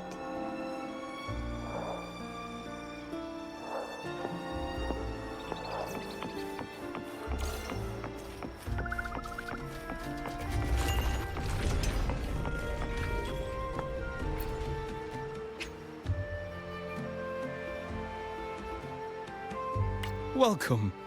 Lady Carlotta already notified us of your arrival. We are prepared to check you in Whenever you're ready. Very well. I'll escort you to your room immediately.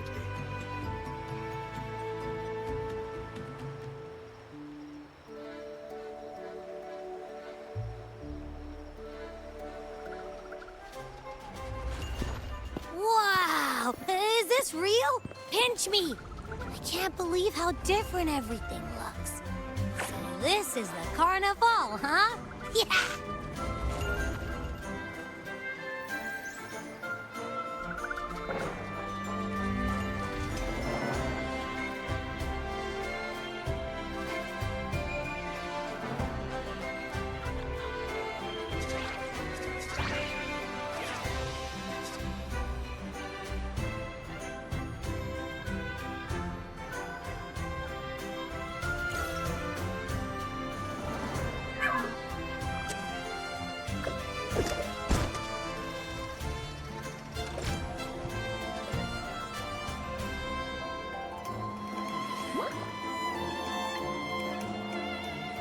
I can't wait to explore. Oh, by the way, it's been a while since we last saw Zani and Phoebe. I wonder what they're up to right now. All right, let's go. We should also keep an eye out for anything unusual along the way. Miss Margarita, is my order ready yet? Yeah, I was about to say, I have been waiting quite a while.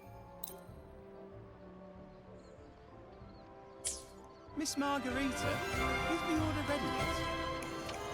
Yeah, I was about to say, I have been waiting quite a while. Miss Margarita, is my order ready yet?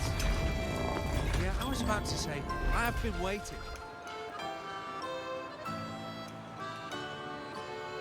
Miss Margarita, is my order ready yet?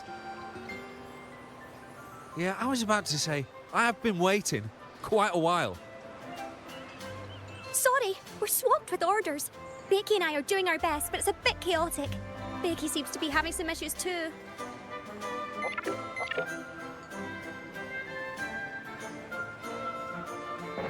No need to worry. Let me take a look. Ah, I see. Becky's just a bit overloaded with all the work. It might need a short break. Oh, good morning, my friend. I'd love to, really. Look, see this mask? However, it's crystal clear to me that keeping things running smoothly is a top priority right now. Lady Carlotta has already briefed me on your plan. Along with the other family members, you can count on my full support. Miss Margarita, is the order ready yet?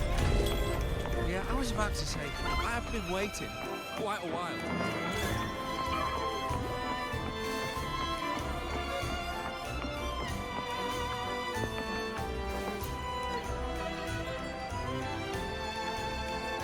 Is that Seamoss from the Pioneer Association? Something seems off. Why does he look sad?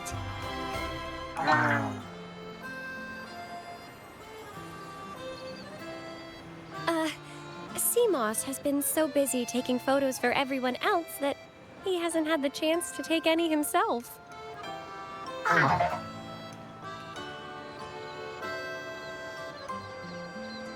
Hmm? You want a picture with me? But...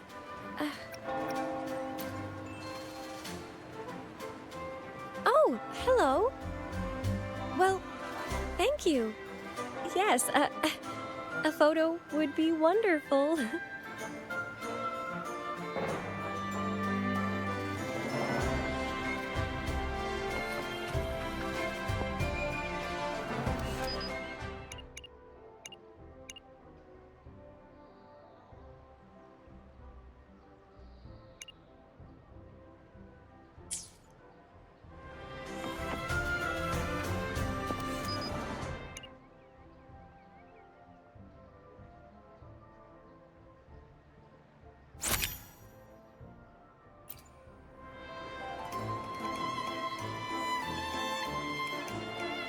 Rover and Lady Phoebe! I've been capturing the Carnevale's many beautiful moments. What brings you all together here? You took this picture? Look at that composition and lighting! Who knew you had a knack for photography? Buddy, you look so happy! Whatever the reason, thanks for making this moment special.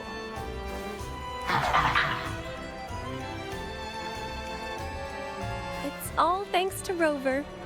She fulfilled Seamoss's wish. Just like us, Seamoss wants to savor every moment of the Carnevale and leave with no regrets.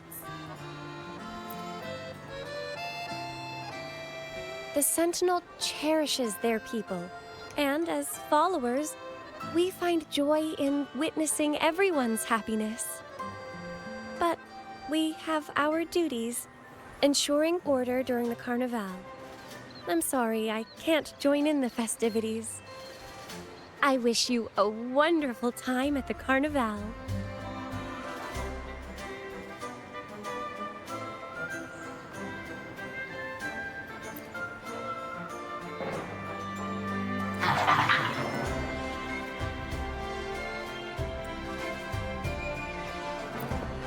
I wish you a wonderful time at the Carnevale.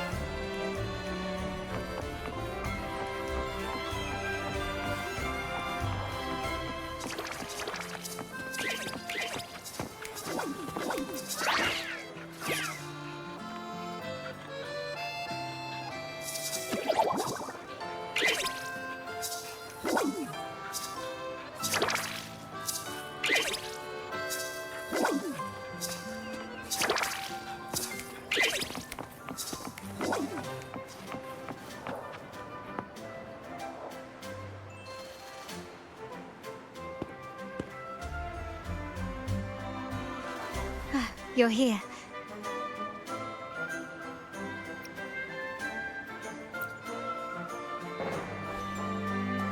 All seems well for the moment.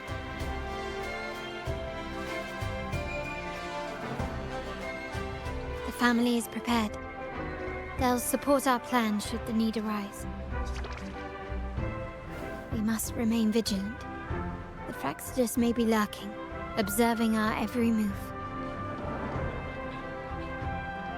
It's nearly time. The troops should be arriving at the harbor shortly. How do you feel? Ready to step into the spotlight?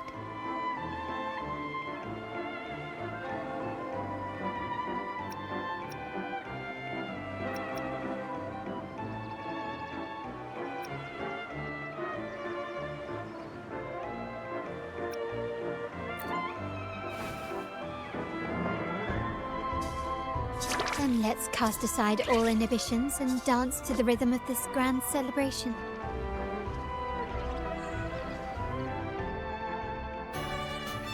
The time has come. Let's go. Let's celebrate together.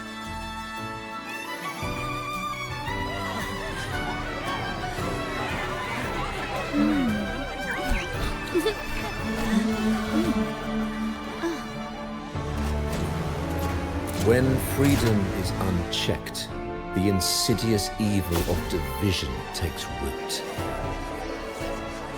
People of the Sentinel, do not lose yourselves in these fleeting pleasures.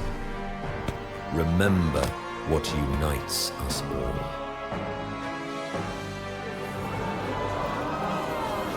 What is that?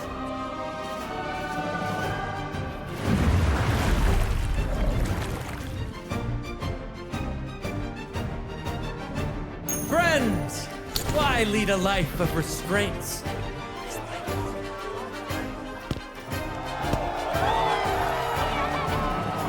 Why not live like there's no tomorrow?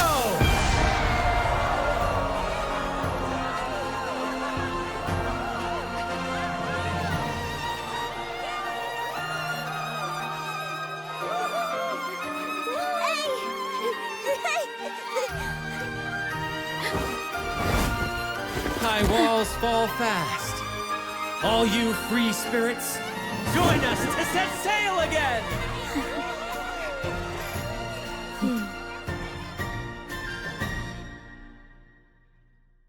That woman, she's with the Fraxidus. I need to follow her and find out what she's planning.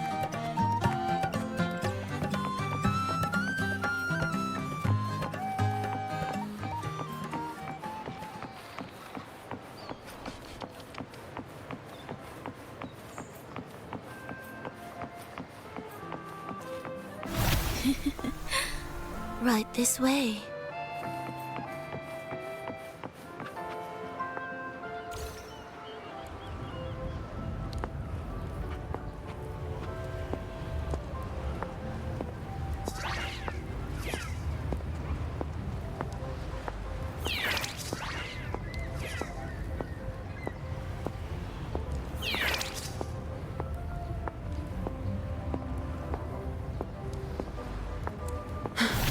I've lost her again.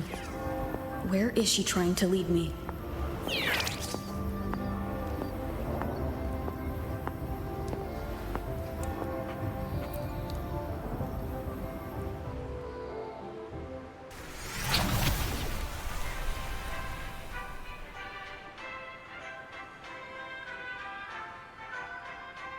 Ah, we've arrived. Such a small world, isn't it?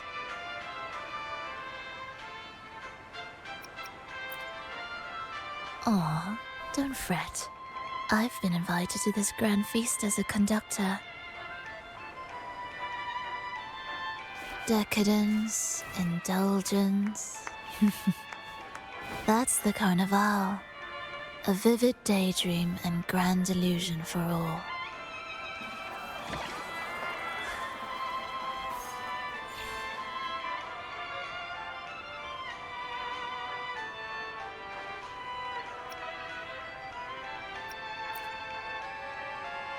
No need to worry. I won't disrupt their little daydream. Besides, we still have business to do here.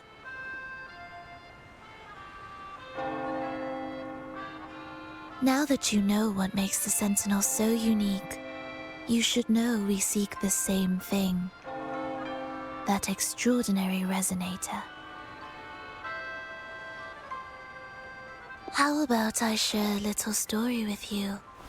A gesture of goodwill for our cooperation.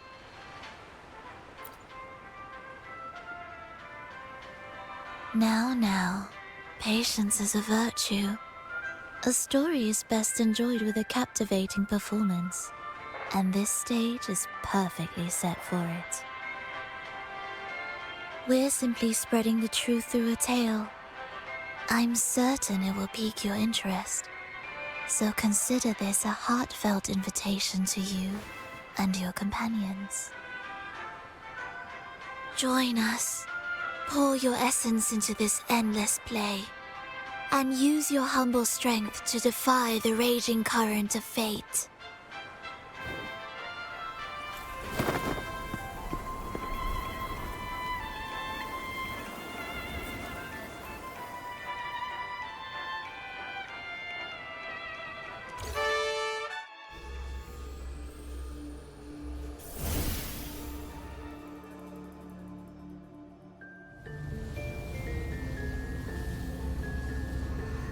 The stage is set, and the curtain rises. Actors, the moment to dazzle has arrived.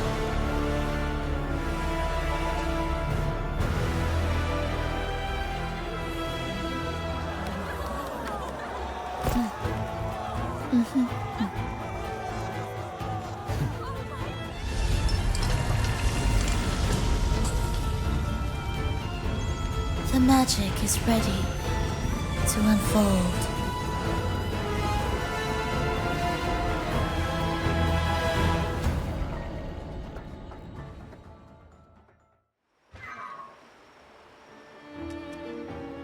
As anticipated, the Fraxidus is on the move.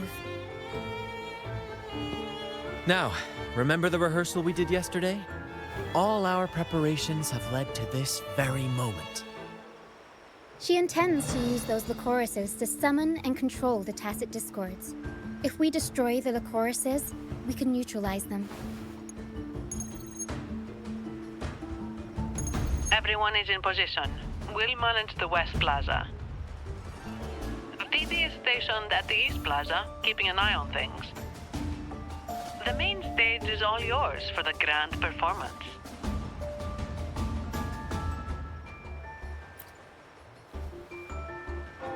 I'll take care of the lighting and create the mood to make the performance stand out. Leave that to me. Ready? The spotlight will be on you two.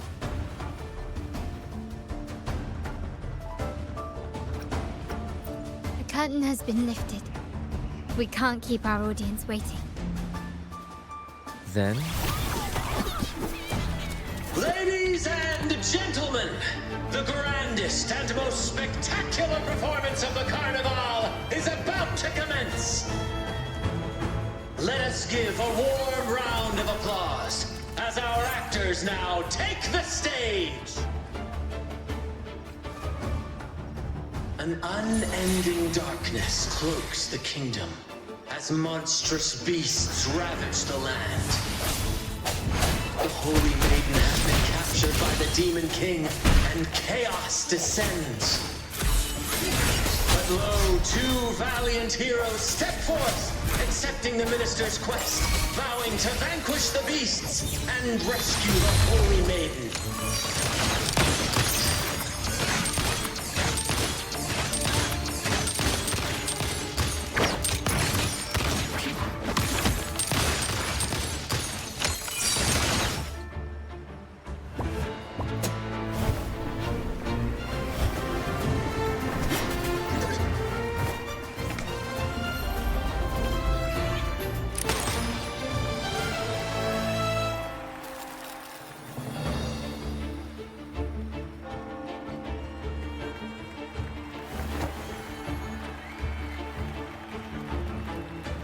The heroes breach the first barrier, sweeping away the monsters within the city.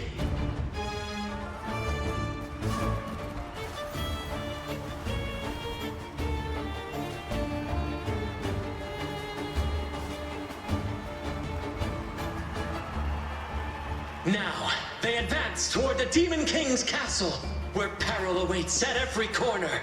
What trials lie ahead?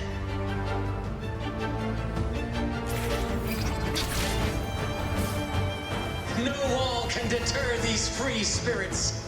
Even the stars seem to cheer.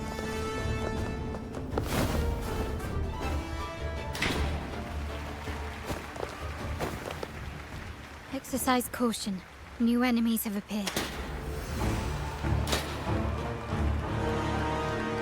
The Demon King unleashes its minions, long awaiting these audacious intruders.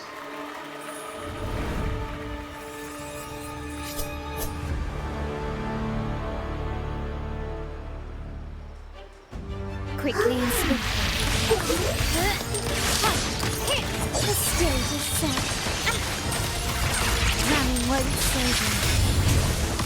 Glory demands more. Improvise.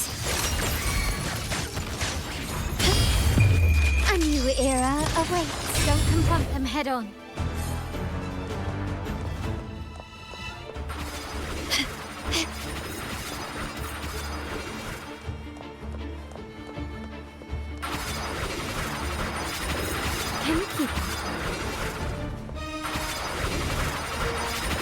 Is that it?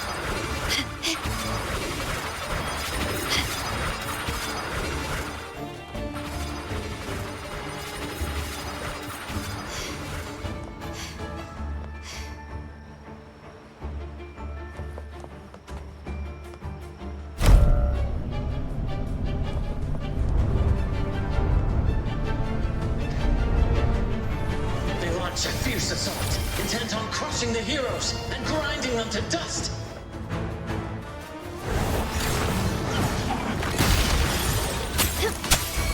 Surrender. Swift and resolute. One with the sound. Strike from the shadows. The hour is upon us. My compliments.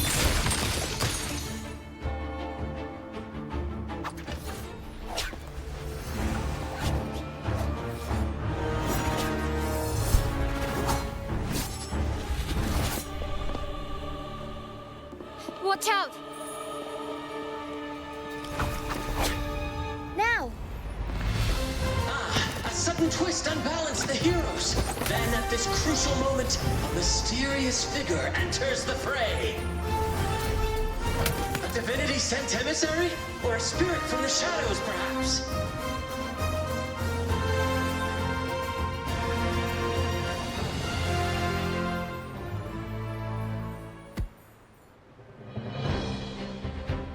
She seems moved by their passion and righteousness. See her join the heroes' ranks.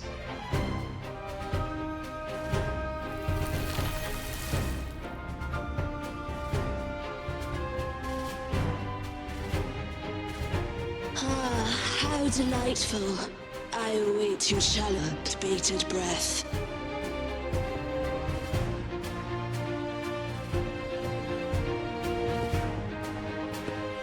It seems the Demon King anticipated the hero's arrival and has gladly extended an invitation.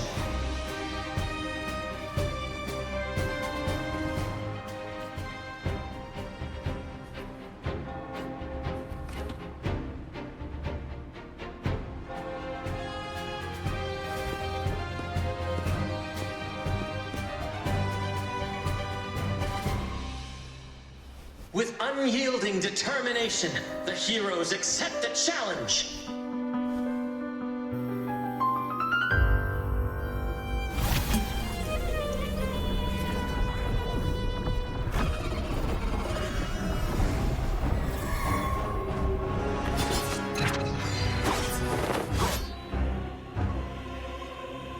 The Demon King reveals itself at last, exposing its hideous visage and sharp fangs. The final showdown is nigh! The Demon King summons its foul army, poised for a climactic battle with the heroes. The victor will soon be revealed.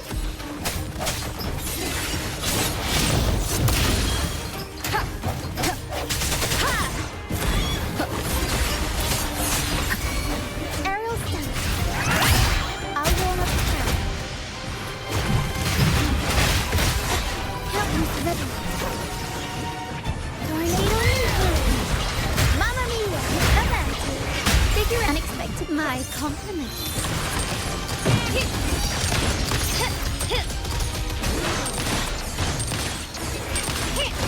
Take this!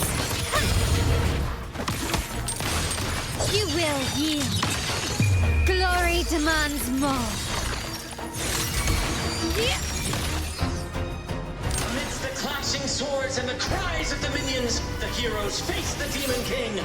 Victory belongs to the righteous and the brave!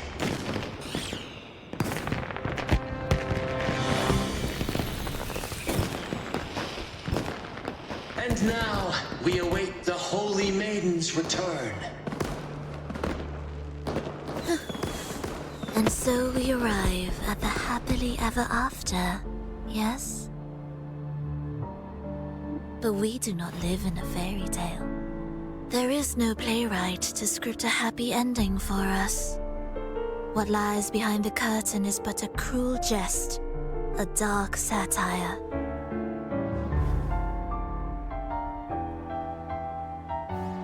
Let me reveal the truth behind that idyllic ending.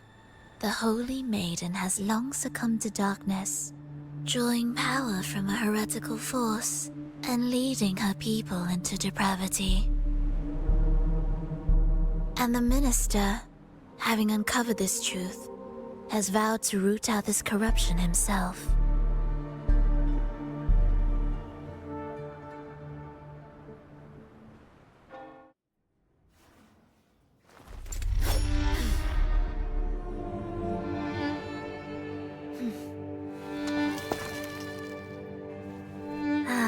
Come now, let us embrace the grand climax of this revelry.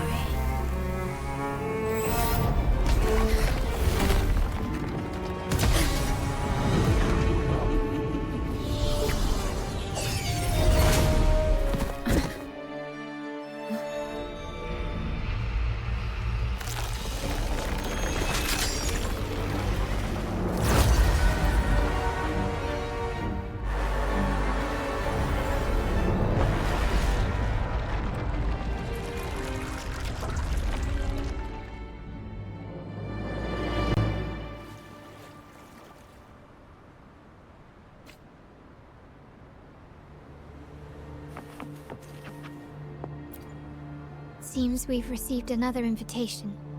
The final stage likely lies beyond this point. Are you prepared?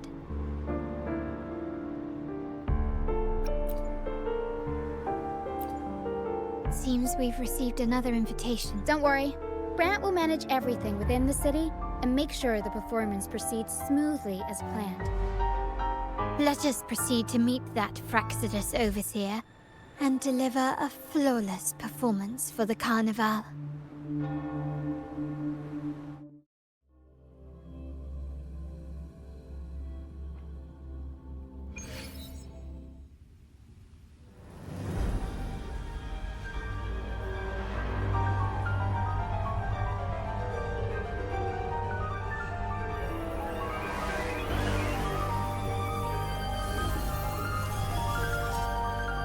The wildcat has sounded thrice, and the hedgehog four. The peculiar bird sings. The moment is upon us. O benevolent sorceress of realms unknown, I summon you. Grant us to just prophecy, and may fate favor us all.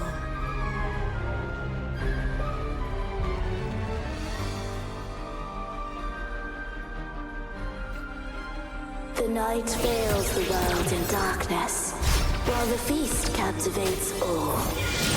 Yet you remain clear-eyed amidst this revelry. The honeyed wine has clouded their senses and quenched their flames of avarice. Yet it has stoked your bravery and kindled the fire within your heart. I shall unveil the first prophecy and shatter these burdensome stones. Abandon the trifles of sentiment, and you shall ascend the throne. To achieve this, a sacrifice of fresh blood is demanded, a purge of the Holy Maiden and all heretics.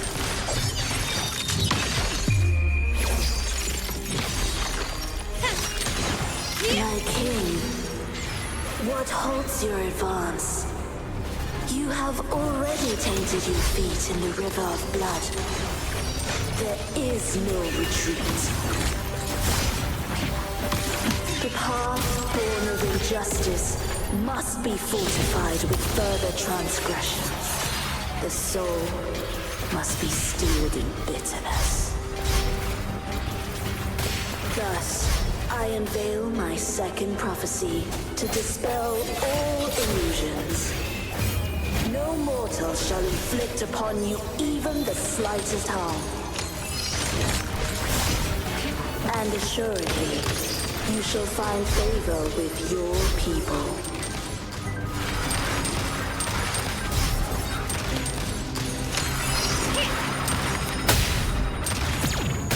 The stage is set. Improvise. as me.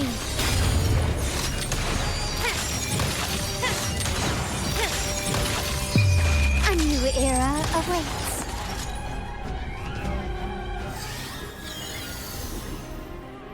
Defy destiny, mock both life and death, and rise beyond good and evil.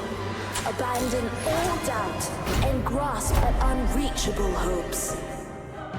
Now, hear the third and final prophecy. Pleasure brings violence, shall end in violence.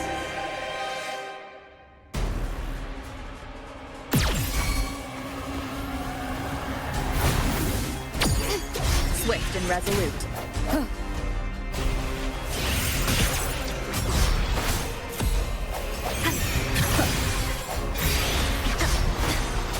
No hesitation. One sound.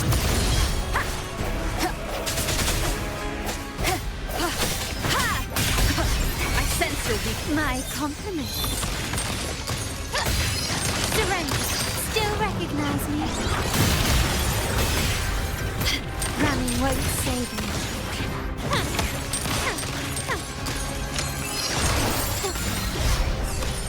You will yield. Glory demands more. Such stubbornness.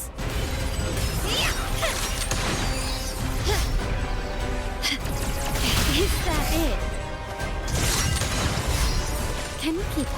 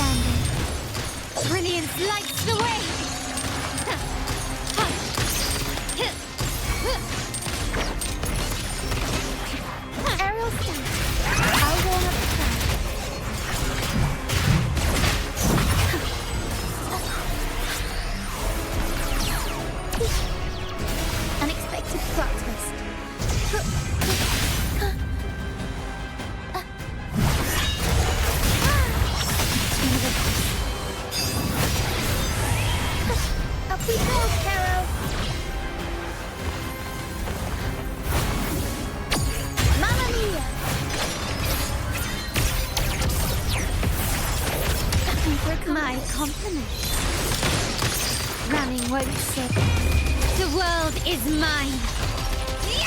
Still recognize me?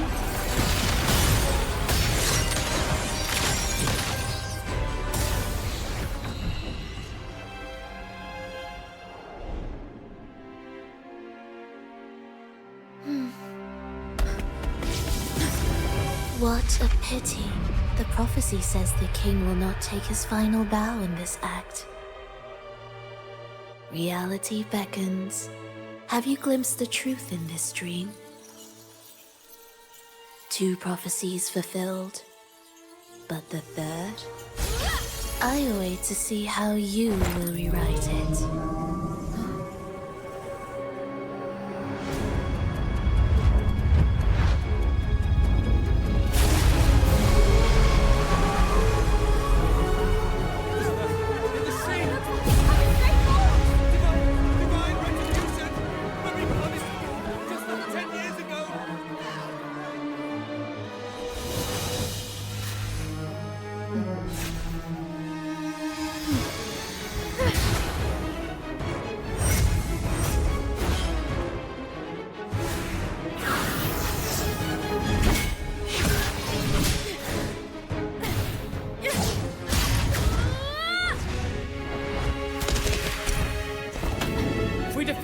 We can set the Cetus free!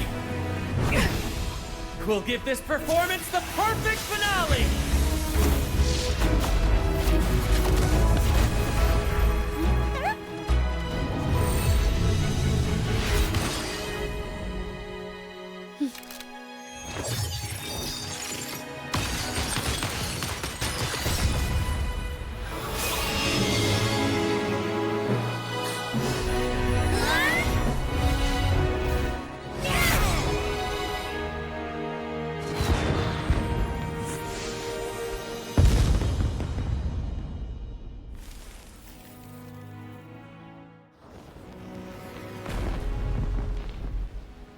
Splendid performance. It's almost time for the final bow, but the symphony between us has only just begun its overture.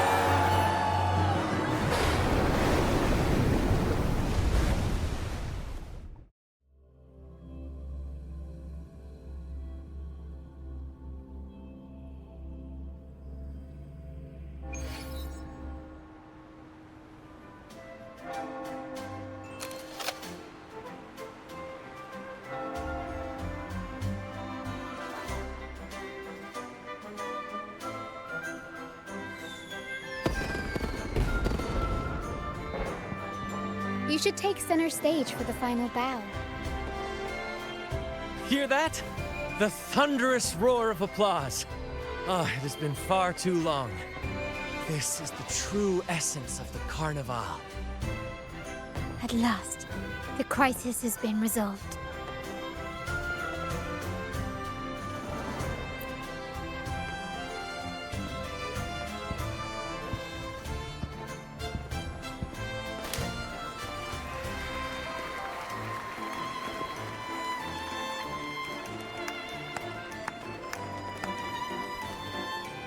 Lady Arbiter, I have heard thy call. I have awaited thee for what seems like an eternity.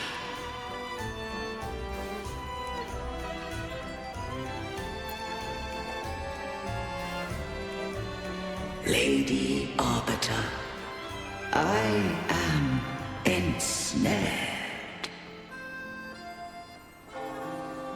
Beyond the clouds and among the stars, thou shalt find an inverted tower suspended in the sky. I am there, watching over Solaris from above. The lost doth wander briefly amongst thy kind. Seek her out. She too doth move within the fold.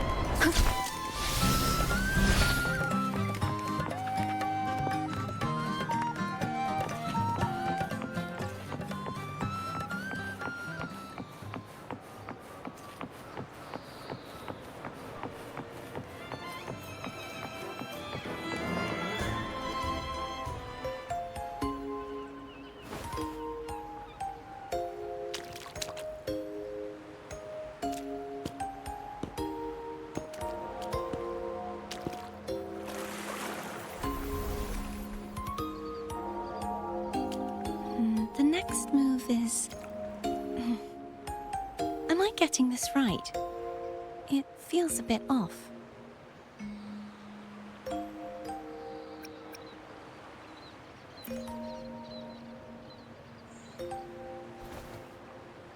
You are...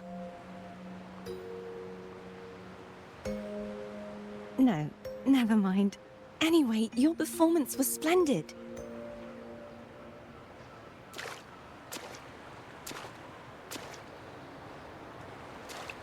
I'm here for the Carnevale as well. It's been ages since I've seen something as grand as this. I love hearing the laughter and cheers of a crowd, no matter the occasion. Kind stranger, could you show me those final steps from your curtain call?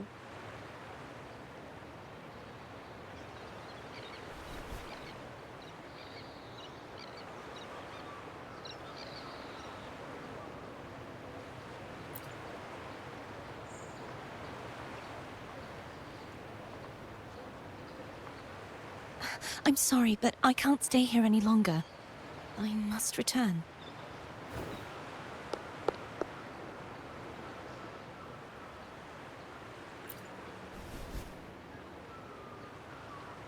My name? It's...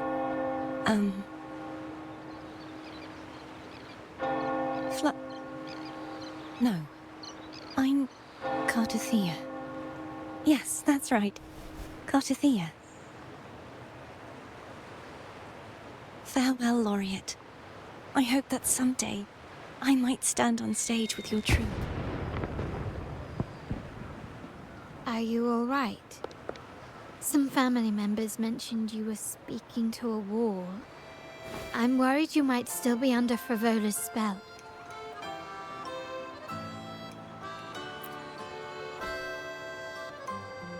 See who? Are you truly all right?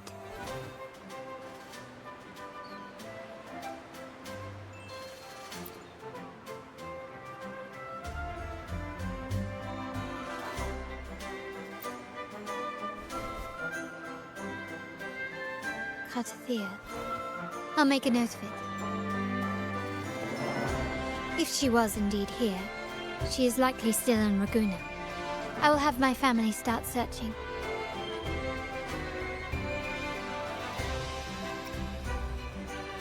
There are still many unresolved questions regarding the Order and the Sentinel. We need time to sort through what we've gathered. Rushing into action now might only alert the Order's spies and disrupt what we've worked so hard to protect.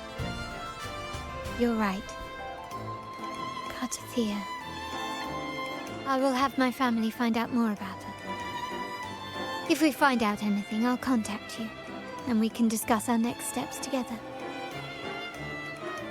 Until then, as you suggested, let's keep this Carnevale going.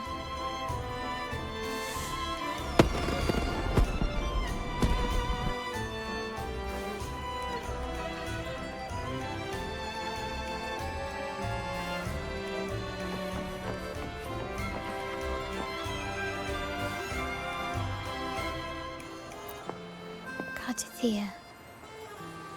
If we find out anything, I'll contact you, and we can discuss our next steps together.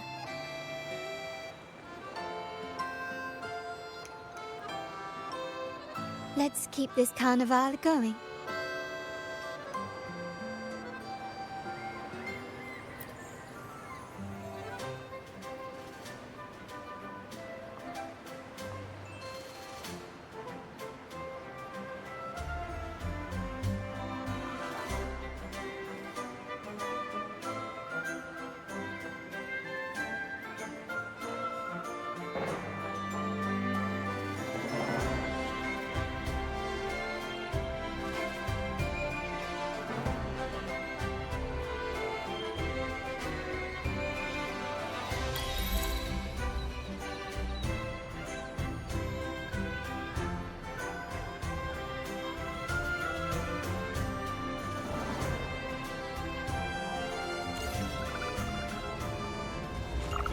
Were you awake, Rover? I trust you had a restful sleep. We have uncovered some new information about the Sentinel. Please join us at the family safe house. I've sent the address to your terminal. Brant and Rotia are also here.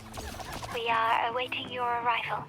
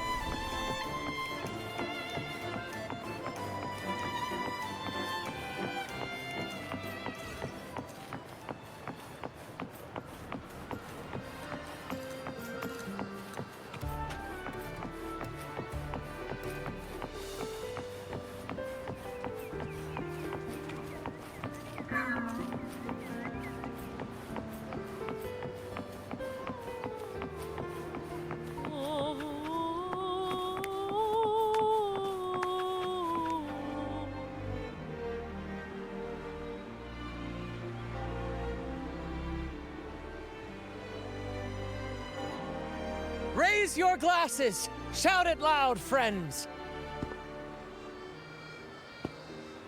To us! To the Carnevale! And to our very own laureate! A name that echoes through the world, destined to roam the skies before shaking the earth!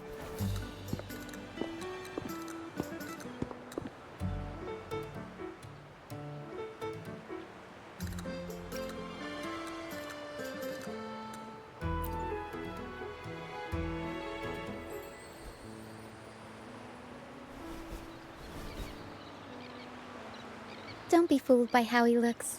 Brant is already deep in his cups, drunk as a skunk.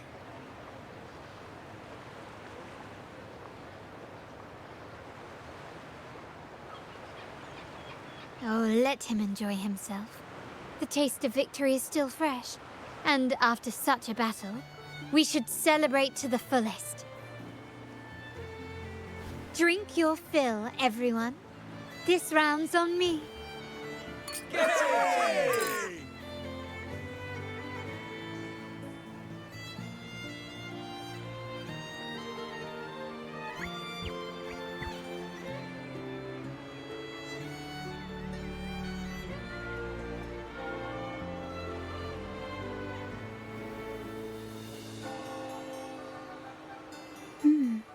I see someone's been eavesdropping.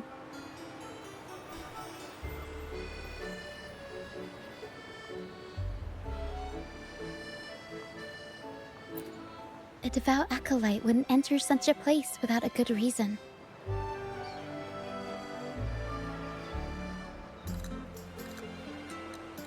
The Montelli family is known for its hospitality, but freeloaders will not find us so welcoming.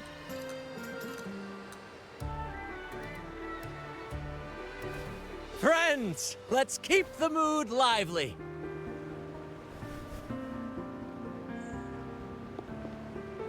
Come, let's discuss the information we've gathered so far.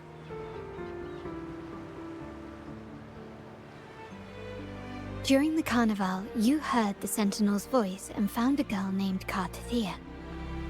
We've dug up some information on her. In the Order, every high-ranking acolyte is given a new name. We contacted the acolyte Phoebe. After some digging in the Order's records, she confirmed that before taking on her holy title, the Blessed Fleur-de-Lis was called Carlotta. But the Blessed Maiden, she martyred herself 20 years ago.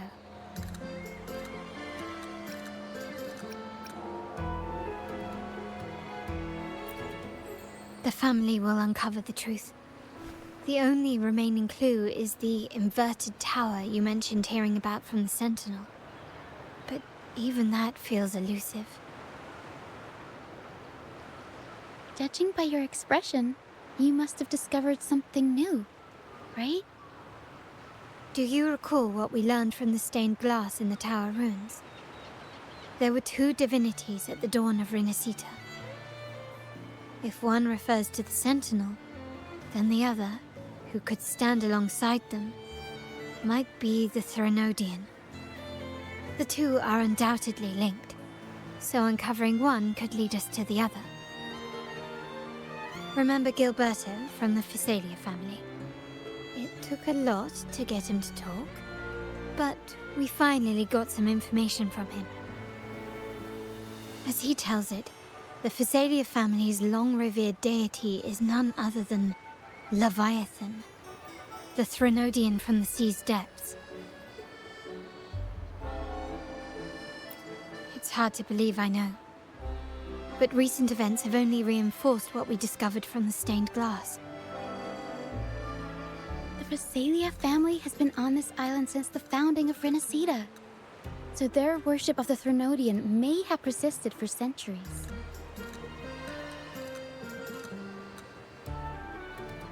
We will attempt to establish contact with the Phasalias to build an alliance and gather more intelligence. Rest assured, negotiation is what we do best. If necessary, we'll present them with an offer they can't refuse.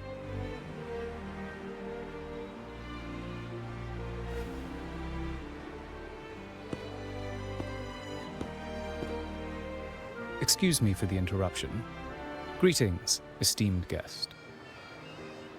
The Primus wishes to invite you for a conversation at the Cathedral of Mercury. Would you be so inclined? How curious. Since when has the Primus become so interested in social calls?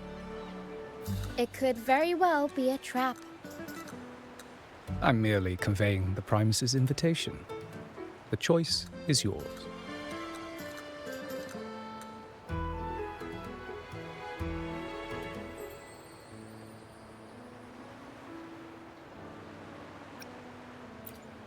Remember, you're not alone. If anything happens, just let us know. Very well. Please follow me to the Cathedral of Mercury.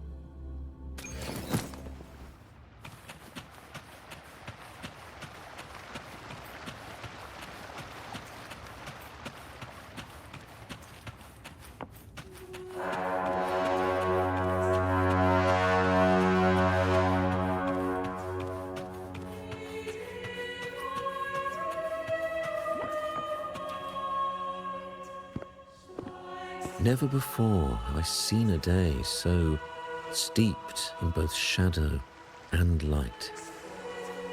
The birds sing, the flowers bloom, yet this world knows neither true joy nor eternity.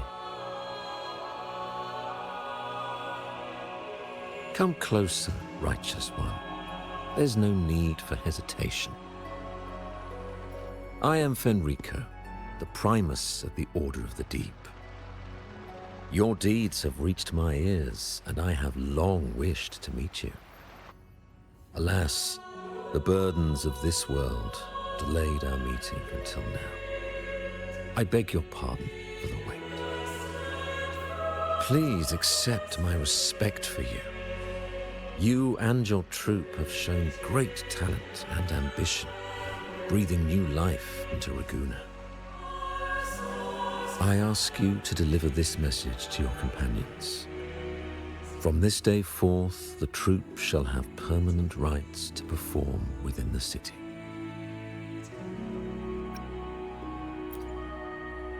All mortals stumble, but through pilgrimage, they have cleansed their souls and atoned for their transgressions. They have earned their right to return to this divinely blessed land. I understand that questions weigh on your heart. In the presence of a just divinity, speak freely, and I will answer with all the honesty I possess. By the great Sentinel Imperator, I swear to you, there shall be no deceit in my words.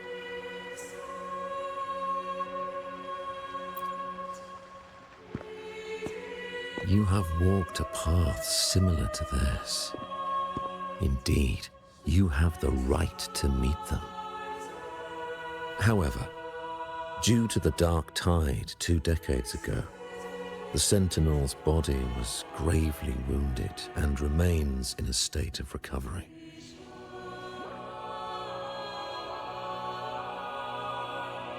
If you wish to meet them, I will convey your request. I see the thirst for truth in your eyes.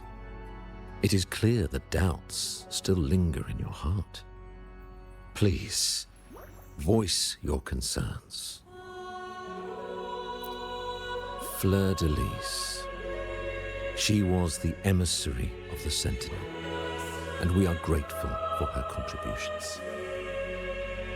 20 years ago, during the Dark Tide, she sacrificed herself to seal the calamity.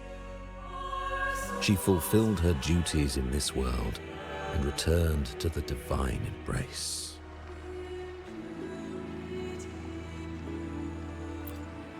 Do you know how the Dark Tide came into being? In Rinascita, wars were waged in the name of faith, tearing apart the Sentinel as our faith divided, weakening their divine power. The Dark Tide's true essence is the divine blood shed from the Sentinel's wounds. That tragic past left deep scars, and with their divine power drained, they could not prevent the Dark Tide's surge 20 years ago. The Blessed Maiden chose to martyr herself. She once again resonated with the Sentinel and, through her sacrifice, restored some of their divine power, bringing an end to the Dark Tide. Yet, the Sentinel remains in a state of healing and still requires a mortal representative. Following the Blessed Maiden's departure, I was granted new authority to cleanse the aftermath of the Dark Tide. I received the divinity's blessing and became the new Enlightened One. By their will, I fulfill the tasks left unfinished in this world.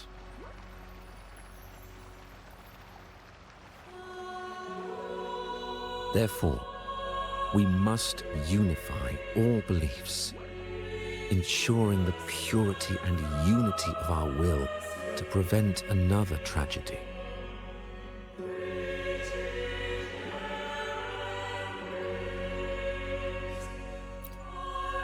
He said she once again resonated with the Sentinel. Was that really a second resonance awakening? Sentinel Jue had a trial with Jin Shi, but my permission was needed to transfer the Sentinel's power.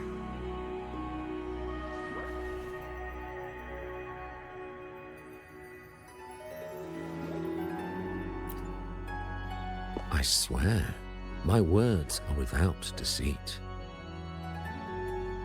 I see in your eyes that you have walked further on the path of justice than I anticipated.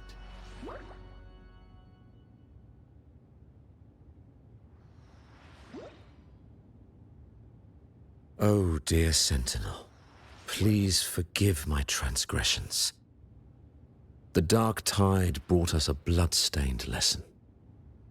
To keep our people from faltering, I bound myself to silence, locking away what I witnessed on that fateful day.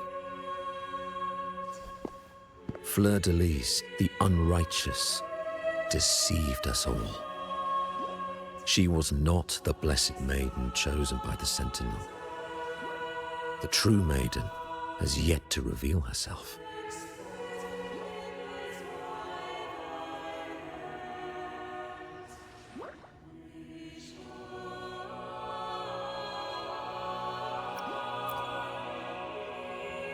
You must know that a being capable of rivaling our divinity exists in this world. Humanity's eternal adversary, the evil of all civilizations, the Threnodian. As the Sentinel has their resonator, so does the Threnodian.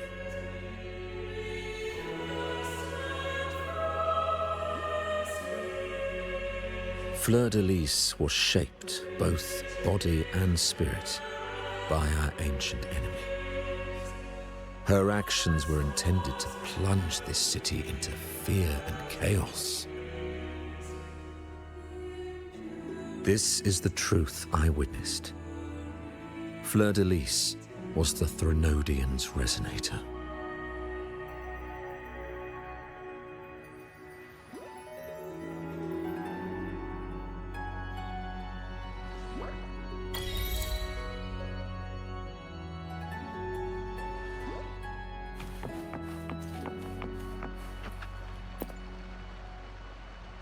In the presence of the just divinity, feel free to express your doubts. I shall speak without reservation. I swear by the great Sentinel Imperator, there will be no deceit in my words. We must create a land that aligns with the Sentinel's vision. We must purge this land of individuals who stray from the righteous path to ensure that our collective will remains unified and pure.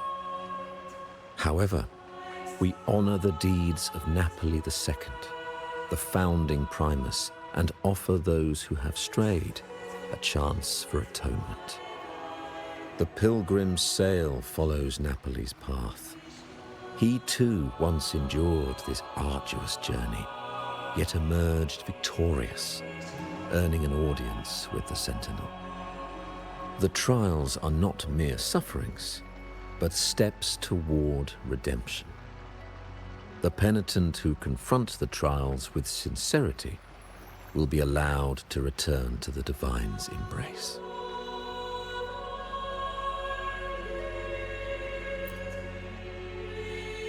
In the presence of the just divinity, feel free to express your doubts. I shall speak without reservation. I swear by the great Sentinel Imperator, there will be no deceit in my words.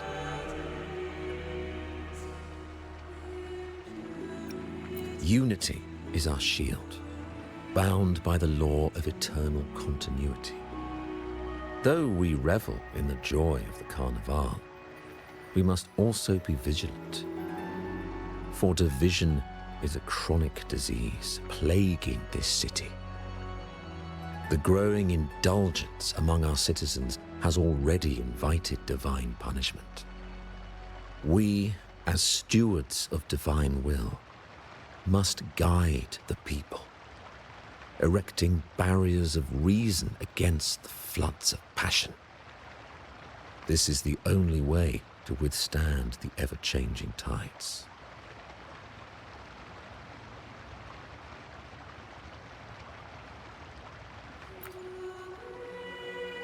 In the presence of the just divinity, feel free to express your doubts. I shall speak without reservation. I swear by the great Sentinel Imperator, there will be no deceit in my words. We uphold the Sentinel's principles of justice. The gates to our divine land remain open to all who seek it. This is a city of inclusiveness, welcoming all visitors, including those who try to overstep their bounds. These charlatans misled our people with lies and flattery, diverting them from the divine will. But your timely intervention corrected their course, sparing them from a ruinous fate.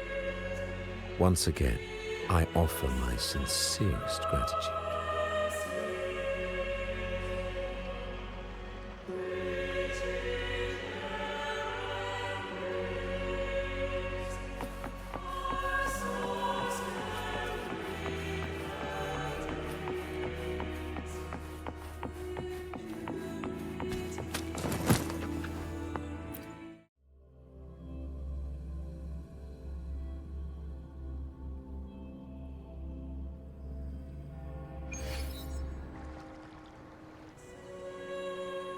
can that be? That blessed maiden, could she really be the Threnodian's resonator? What if the Primus's words were a bunch of baloney? But we saw Cardathea following the Sentinel's instructions. They wouldn't mix up their own resonator, right? Now my head hurts. Who was she really with? The Sentinel or the Threnodian? Well, probably won't get any more answers from him. All the clues we've gathered so far point to the Threnodian.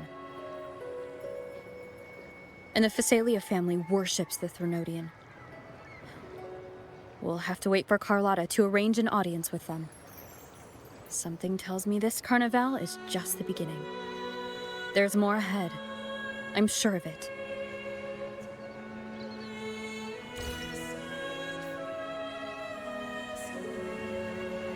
Phrolova, you do have a knack for indulging in pointless little chores. Why, there's no rule against an actor making good use of the intermission. Besides, I haven't disrupted your arrangement, have I? The one from a faraway land who discerns the truth dares to raise their sword against the divine. In response, the slumbering gods break free from their shackles, revealing their true forms. The possibility of the second resonance awakening is now a certainty, so we just need to see if that special resonator truly exists. Was the Blessed Maiden a resonator for the Sentinel or the Threnodian?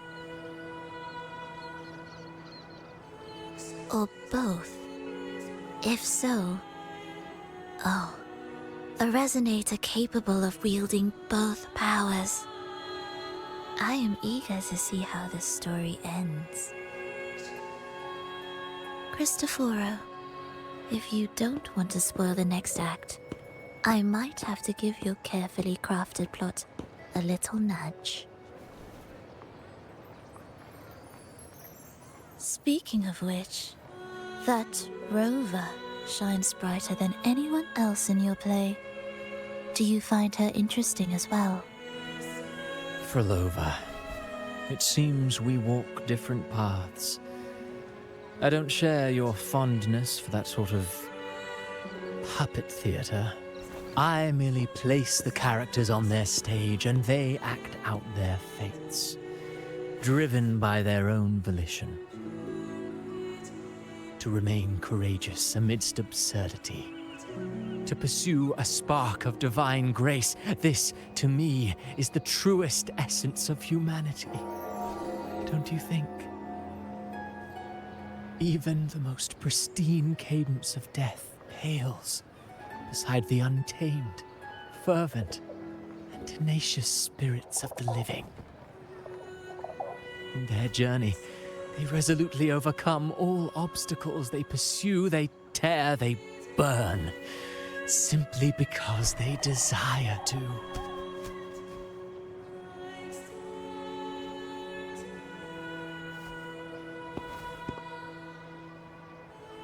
I think you should leave your secluded mansion. Take a walk and listen to the voices scattered across the world. Perhaps. From Huanglong to Rinascita, she has indeed added a few unexpectedly beautiful notes to my symphony. I am certain that, even without any direction, she will walk the path that destiny has laid before her. All things ascend toward a singular point of convergence, and what awaits at the end is immortality. Before the tides of fate, we are all but humble servants.